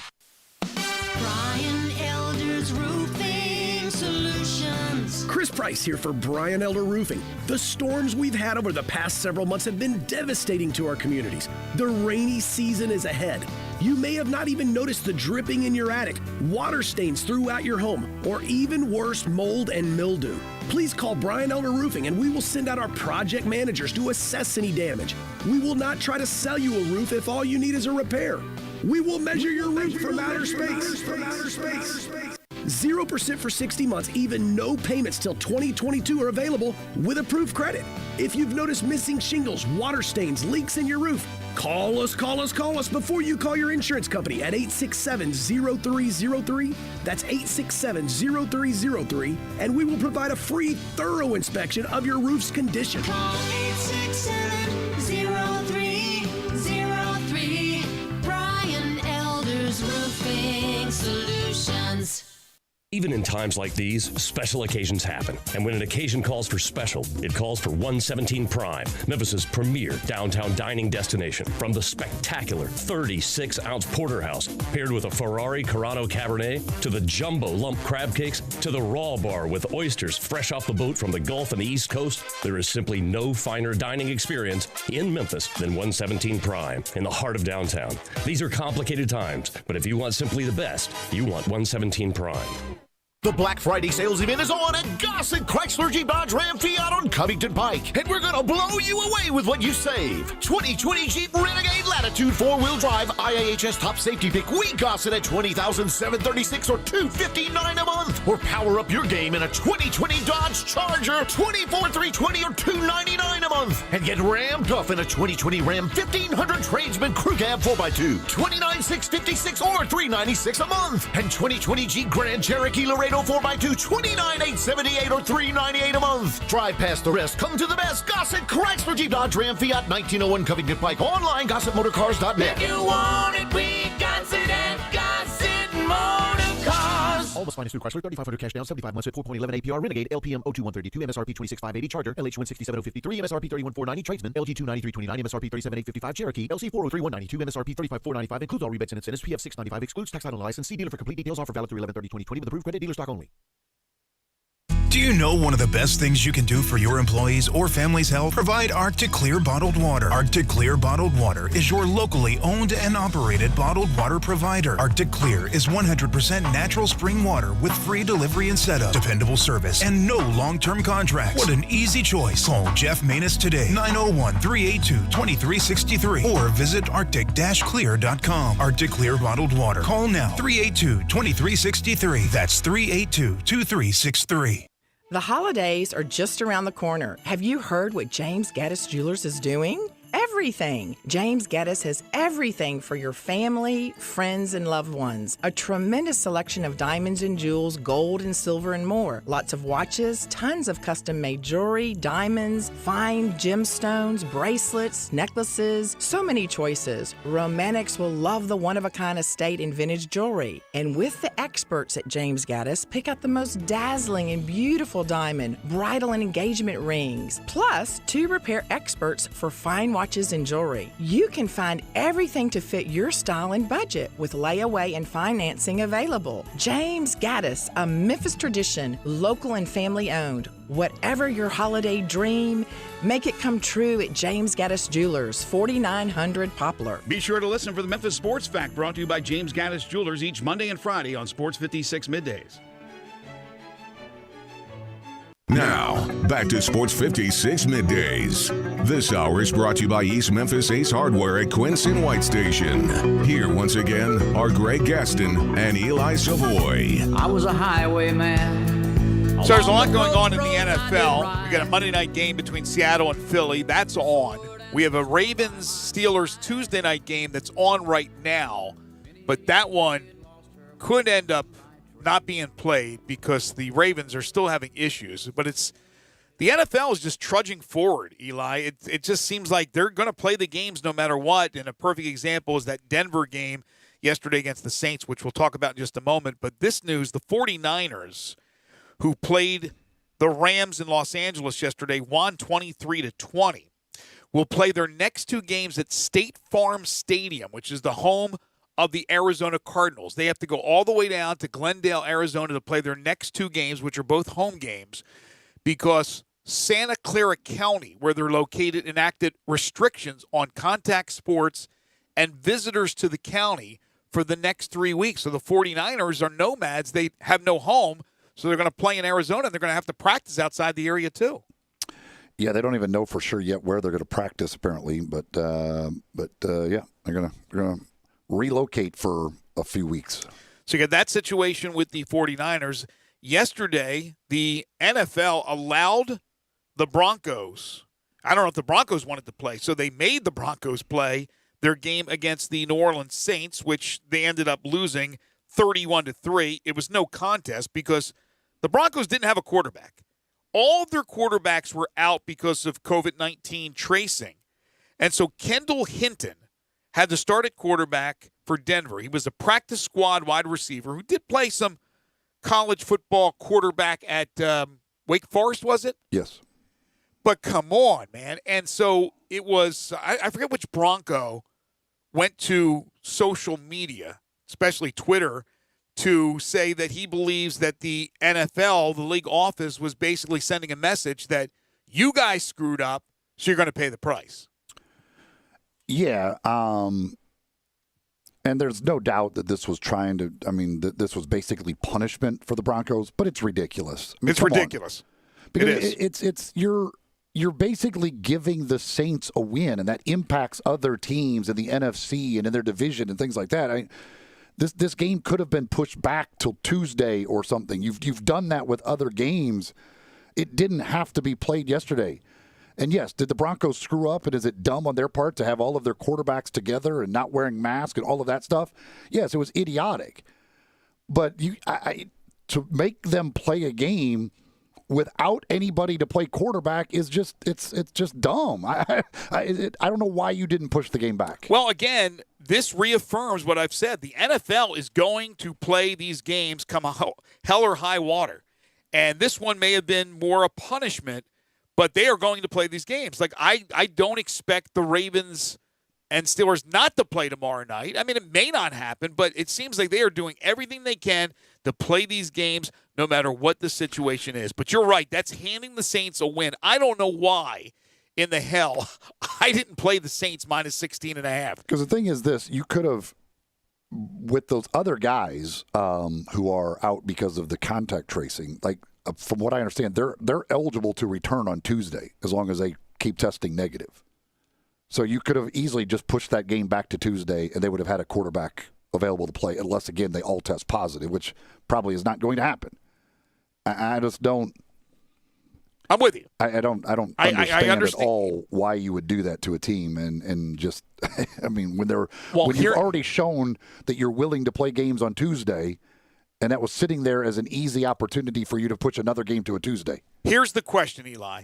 If that was the Kansas City Chiefs, who have one loss, if that was the Pittsburgh Steelers, who are undefeated, would they have done that to them? I'm not so sure they would have. I'm not so sure they wouldn't have tweaked the schedule just a little bit. But again, the NFL making a statement to the Denver Broncos. On the Ravens thing, from the way it looks, as long as they don't have any other players test positive, that game will be played. But if they have any more players test positive, then it will be probably called off. Because if they don't have any more players test positive, they're going to be able to get in a practice of some sort, I think, and then be able to play the game.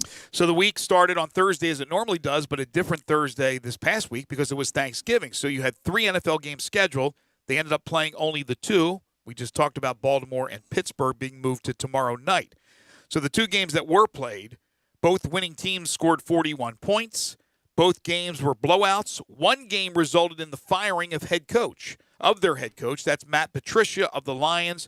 He was let go alongside their general manager as they lost to the Texans 41-25.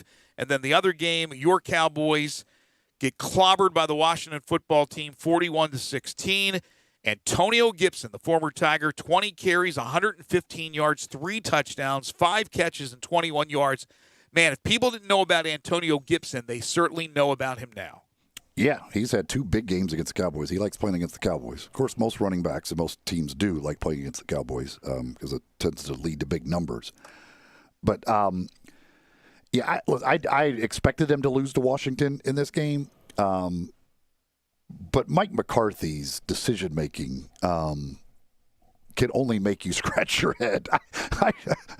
I don't understand what in the world some of his decision-making is. 4th and inches, and you throw a pass, and it's not like a play-action pass. Like, it's literally just a little straight drop, like hitch route pass that obviously didn't work. Mm-hmm. Then on a 4th and 10 from your own, 20-yard line, a fake punt where you're literally giving the ball to a guy 10 yards behind the line of scrimmage, so 20 yards from the first down marker. You're giving him the ball.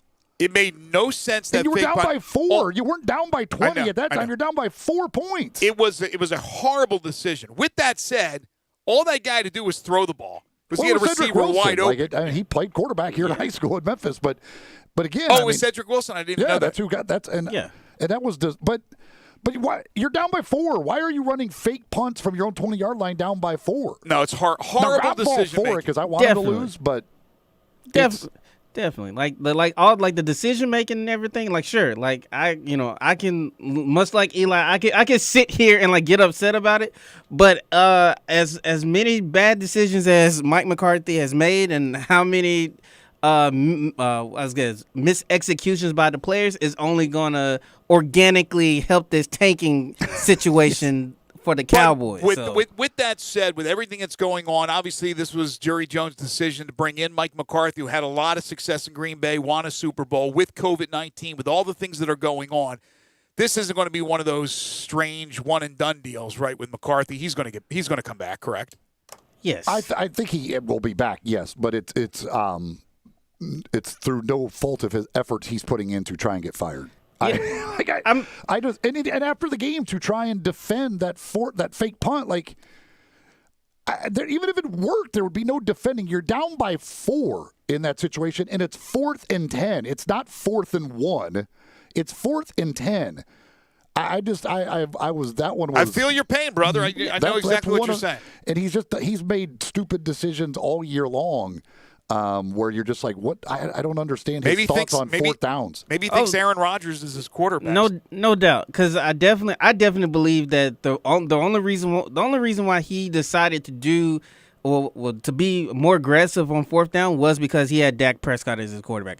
I don't know why he's doing that with Andy Dalton or Garrett Gilbert or Ben DiNucci or whoever who's going to play. Like, I don't know why. Maybe it's just, Roger Staubach is walking through that door. The other 4th down was this, and they did one of these earlier in the year too. It's the same play. It's to CeeDee Lamb on 4th and 3. They run a 2-yard crossing pattern. And I don't know if that's Lamb's fault. I assume it has to be like he's supposed to get by there. But that's twice this year they've done the exact same thing where on 4th and 3 or 4, they throw the pass on a crossing pattern 1 yard short of the marker, and he gets tackled immediately. Like, it's not that hard to run that pattern 1 yard farther down the field. You feel better? You got it out of your system? It's a lot of discussion about a 3-18, but I want to let him get it out of his system. Again, I want them to lose. But I don't want them. You don't want them to embarrass themselves. They're like- America's team, for goodness Listen. sakes. What really makes me mad is the win last week because, one, it's a win that screws them in the draft pick, and two, it knocked me out of my survivor pool. Let's be honest. I had the Vikings last week in my survivor pool. They knocked me, the Cowboys, which I blame the Vikings for that, and I blame myself for trusting Kirk Cousins. But how the Vikings lost to that team, I cannot figure out. Yeah, and it cost me money because I bought into the Cowboys for their game with the football team. I told you last and week. Eli told me. You should have never done that. I know. I told you last week. I You should have never done that. Was idiotic. He told me that. All right. You got your frustration out of the way. I'll get my frustration out of the way. The Colts defense yesterday, it was non-existent. Where did the Colts defense go? They gave up 45 points to the Titans. Now, one of the scores was the kickoff return by A.J. Brown, the former Ole Miss Rebel, who had a game, caught a touchdown pass, and had the kickoff return for a touchdown. But most of it was against that Colts defense. Colts scored 26 points. I mean, that's pretty good in an NFL game. But you gave up 45, and they could not stop the locomotive. Derrick Henry, 27 carries, 178 yards, 3 touchdowns. And finally, the Titans get that big win over the Colts to go to 8-3. Colts are 7-4. I thought the Colts had their number, but obviously they did not. Bills beat the Chargers by 10, 27-17. They go to 8-3. Here's the game. This is why it's fun to gamble. Now it's legal here in Tennessee, but it's frustrating. I had 3 different parlays, Eli, with the Raiders. Now, the Raiders just played the Chiefs tooth and nail. The Falcons, you figured, have mailed it in. They don't have Julio Jones. They don't have Todd Gurley. The Falcons beat the Raiders 43-6. Explain that one to me. No, there's no explanation for that because even if they were to lose the game, it's one thing. But to only score, to not be able to get in the end zone against a Falcons defense that has been brutal this year. Like, teams are racking up points against Atlanta, and for you to not be able to score 1 touchdown against them is unbelievable. I don't know. Like, the idea that team is the only team that beat the Kansas City Chiefs this year, and yes, and then in the other game had a chance to beat the Kansas City Chiefs. And to do that game, I don't even understand what happened yesterday in that game. You mentioned the Vikings losing to the Cowboys last week. They almost lost to the Panthers if it weren't for a last-second, basically last-minute touchdown pass from Kirk Cousins to Chad Beebe. They end up winning that game 28-27 over a Panthers team that has been decimated by injuries. The Patriots, they're like Jason, right? You thought they were dead. They come back. They win 20-17 over the Cardinals. Bad loss for Arizona. They fall to 6-5. Nick Folk with a 50-yard field goal at the buzzer to win it for the Pats. Pats at 5-6, not done just yet. No, they're absolutely still alive, and they're starting to get a little healthier, which helps them out. But yeah, that's they're finding ways. It's still not pretty. That was not pretty by any means, but they found a way to win a game. Chiefs beat the Bucs 27-24. I don't know how that final score ended up that close because the Chiefs were dominating. Tyreek Hill was unstoppable. How they cover him with one guy, the cornerback from what school did he play for? South Carolina? You talking about Carlton Davis? Yes. Where did he play? I think he played at South Carolina. He played at Auburn. He played at Auburn, Carlton Davis, and he was burnt continuously, and yet they wouldn't give him any help. But the Bucs battled back, made it a game. Chiefs win. They go to 10-1. That right there is one that if you had the Chiefs minus 3.5, like that's you're pulling your hair out. You're jumping off the bridge. I mean, that game, that's one of those. You've won the bet. Like, it's over. All right, cool, game over. Just got to wait till it ends so I can go cash this ticket. And then all of a sudden, the Chiefs just kind of shut it down. Like, they didn't. What I think Mahomes threw for what, like 100 yards in the second half. Even if he threw that many after throwing for 60 in the first half. He ended up with 462. Yeah, I mean, it's just like they could have scored 50 if they wanted. But they kind of shut it down, and Tampa was able to rally and end up covering 3.5. Browns go to 8-3. They won their game over the Jags. 49ers, I mentioned earlier, they win over the Rams to stay alive in that really good NFC West battle. They're 23-20. They're 5-6. Rams fall to 7-4, but 5-6. You're certainly not out of it with expanded playoffs. And then the Packers all over the Bears last night, 41-25. Got the Seahawks and the Eagles tonight.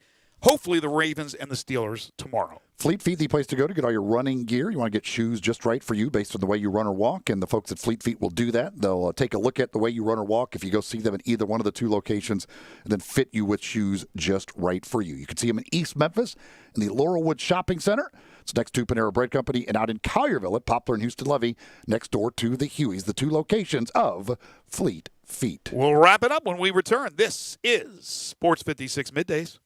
Grab a seat for a happy hour with John Harden Passengers will please fasten their seatbelts. on Sports 56 Happy Hour. Weekdays from 1 to 3 on Sports 56, 98.5 FM and 96.1 FM.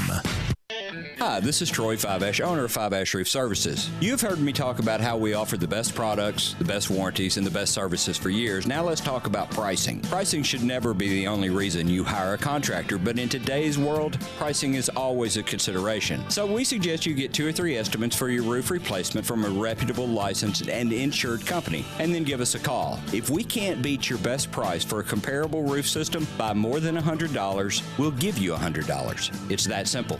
We are so sure we can offer you the best price, beating all other qualified companies. We will hand you $100 if we can't, and thank you for the opportunity. So give us a call. What's the worst thing that's going to happen? Make $100? Five-Ash Roof Services, a proud supporter of Tiger Athletics and the official roofer of the Tigers home team. Five-Ash Roof Services, fair, honest, and ethical. 367-0050 or memphisroofer.com. Five-Ash Roofing is what we do. We're here for you.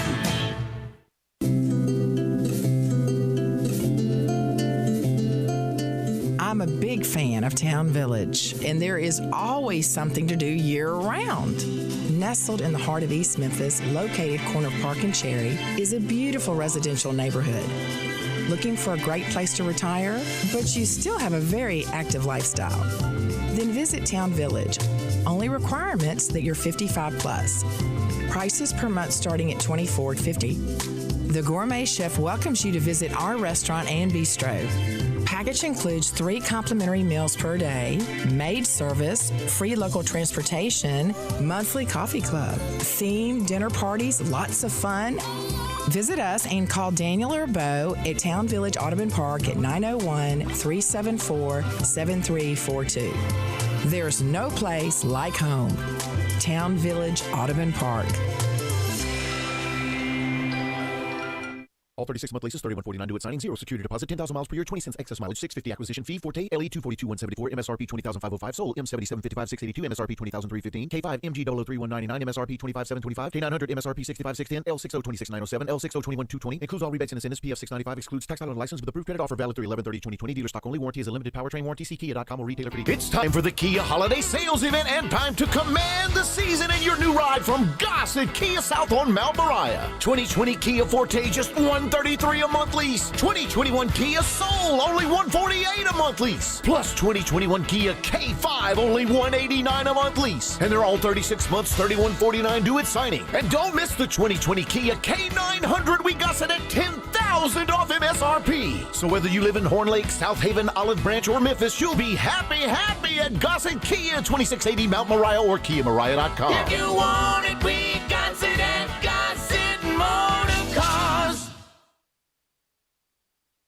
Exciting developments are in motion. Dell is officially giving out the biggest deals of the year for Cyber Monday, and there's free shipping on everything. Yes, everything. Whether it's for work, school, or fun, Dell has you covered with new doorbusters every weekday. Accelerate all that you do with next-gen XPS and Alienware machines powered by Intel Core processors. Plus, this huge lineup of premium tech is up to $400 off. Call 800-BY-DELL or go to Dell.com/CyberMonday. That's 800-BY-DELL. Hey everybody, it's the best time of the year to come out here to Olive Branch and get that new All-Star Chevy Silverado or Tahoe or one of these perfect new Suburbans. This is the deal. We asked All-Star Chevy to get what everybody wants for the holidays, and guess what? They went out and got them, and the deals are spot on. Seriously, these will go fast, so come out this week if you can. All-Star Chevy has more new Silverados 2020 and 2021. Lots of the new third-row seating Traverses. And you could still get thousands in cash back. If you want pre-owned, Olive Branch is the place to be. Look, All-Star Chevy's certified pre-owned Chevrolets, they have the best selection I've seen anywhere. And remember, it's not Mount Moriah or South Haven, not Collierville or the Pike. It's got to be Olive Branch, people. And everyone at All-Star Chevy has one job, just one job, to make sure you have more fun, you get the best deal on what you want, and in record time. So find new roads to All-Star Chevy on Kraft Goodman Road in Olive Branch or online at allstarautogroup.com. Spend the holidays at home this year with a little help from Family Leisure. Family Leisure has so many spas in stock and hundreds more on order. Now's your time to really save big. Huge savings on pool tables, game tables, arcades, massage chairs, and a whole lot more. Buy a pool now and save the 2021 price increase. Plus, you'll get early installation scheduling. The Holidays at Home sale happening now at Family Leisure, Whidden Road at I-40, where family and fun come together for the holidays.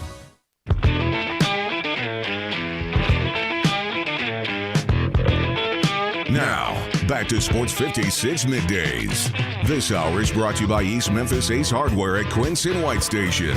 Here once again are Greg Gaston and Eli Savoy. He was a hard-headed man. He was brutally Lane handsome. Kiffin, Ole Miss football coach, talking to the media, said the team is experiencing a manageable rise in COVID-19 cases after Sunday's round of testing. Of course, they won the Egg Bowl on Saturday night, but the Ole Miss Rebels are not scheduled to play this weekend. Yeah, they had their game against LSU moved so that LSU could get killed by Alabama. I'm bet LSU's really happy about that. But nonetheless, we did get a text from somebody on the Cowboys that said, quite simply, McCarthy had to be trying to lose. You could make that case. You can make it. It would be hard to argue it with based on some of the decisions of that game. That could be a possibility. Yeah, you're not getting any complaints out of me, man. We're sitting at number 4. Well, let me tell you something. I'm all on the Justin Fields bandwagon at this point. Give me Justin Fields. Let me tell you something. If you're into the conspiracy theories, then if that's what McCarthy did, then that came down from you-know-who. Without telling the players or indicating to anybody else that they were trying to do that. But those boneheaded decisions, I mean, that's a veteran coach who has won a Super Bowl. Doesn't make a lot of sense. Tomorrow on the program, Connor O'Gara will join us from Saturday Down South. Jeff Crane from the University of Memphis. We'll have our NFL Big 3, our 5 favorite songs. Again, tomorrow the word is want or want it needs to be in the title of your song. We got 2.5 questions, Humdinger's trivia, a lot to get into. Tomorrow night, of course, will be the College Football Playoff Committee's second top 25. We'll see if any moves were made, any adjustments. Obviously, you had a couple of teams that went down, including Northwestern and Oregon out in the Pac-12. I want to thank Barrett Salih for joining us on the program today. Coming up, Sports 56 Happy Hour with Johnny Radio, so stay tuned for that. It's going to be another busy week in the world of sports. The Tigers back on the hardwood Wednesday with their home opener against Arkansas State, and Tigers football set to visit Tulane on Saturday in New Orleans. For Eli Savoy, Zach Boyd, and Gabe Kuhn, wherever he is, I'm Greg Gaston. Enjoy the rest of your Monday, everybody.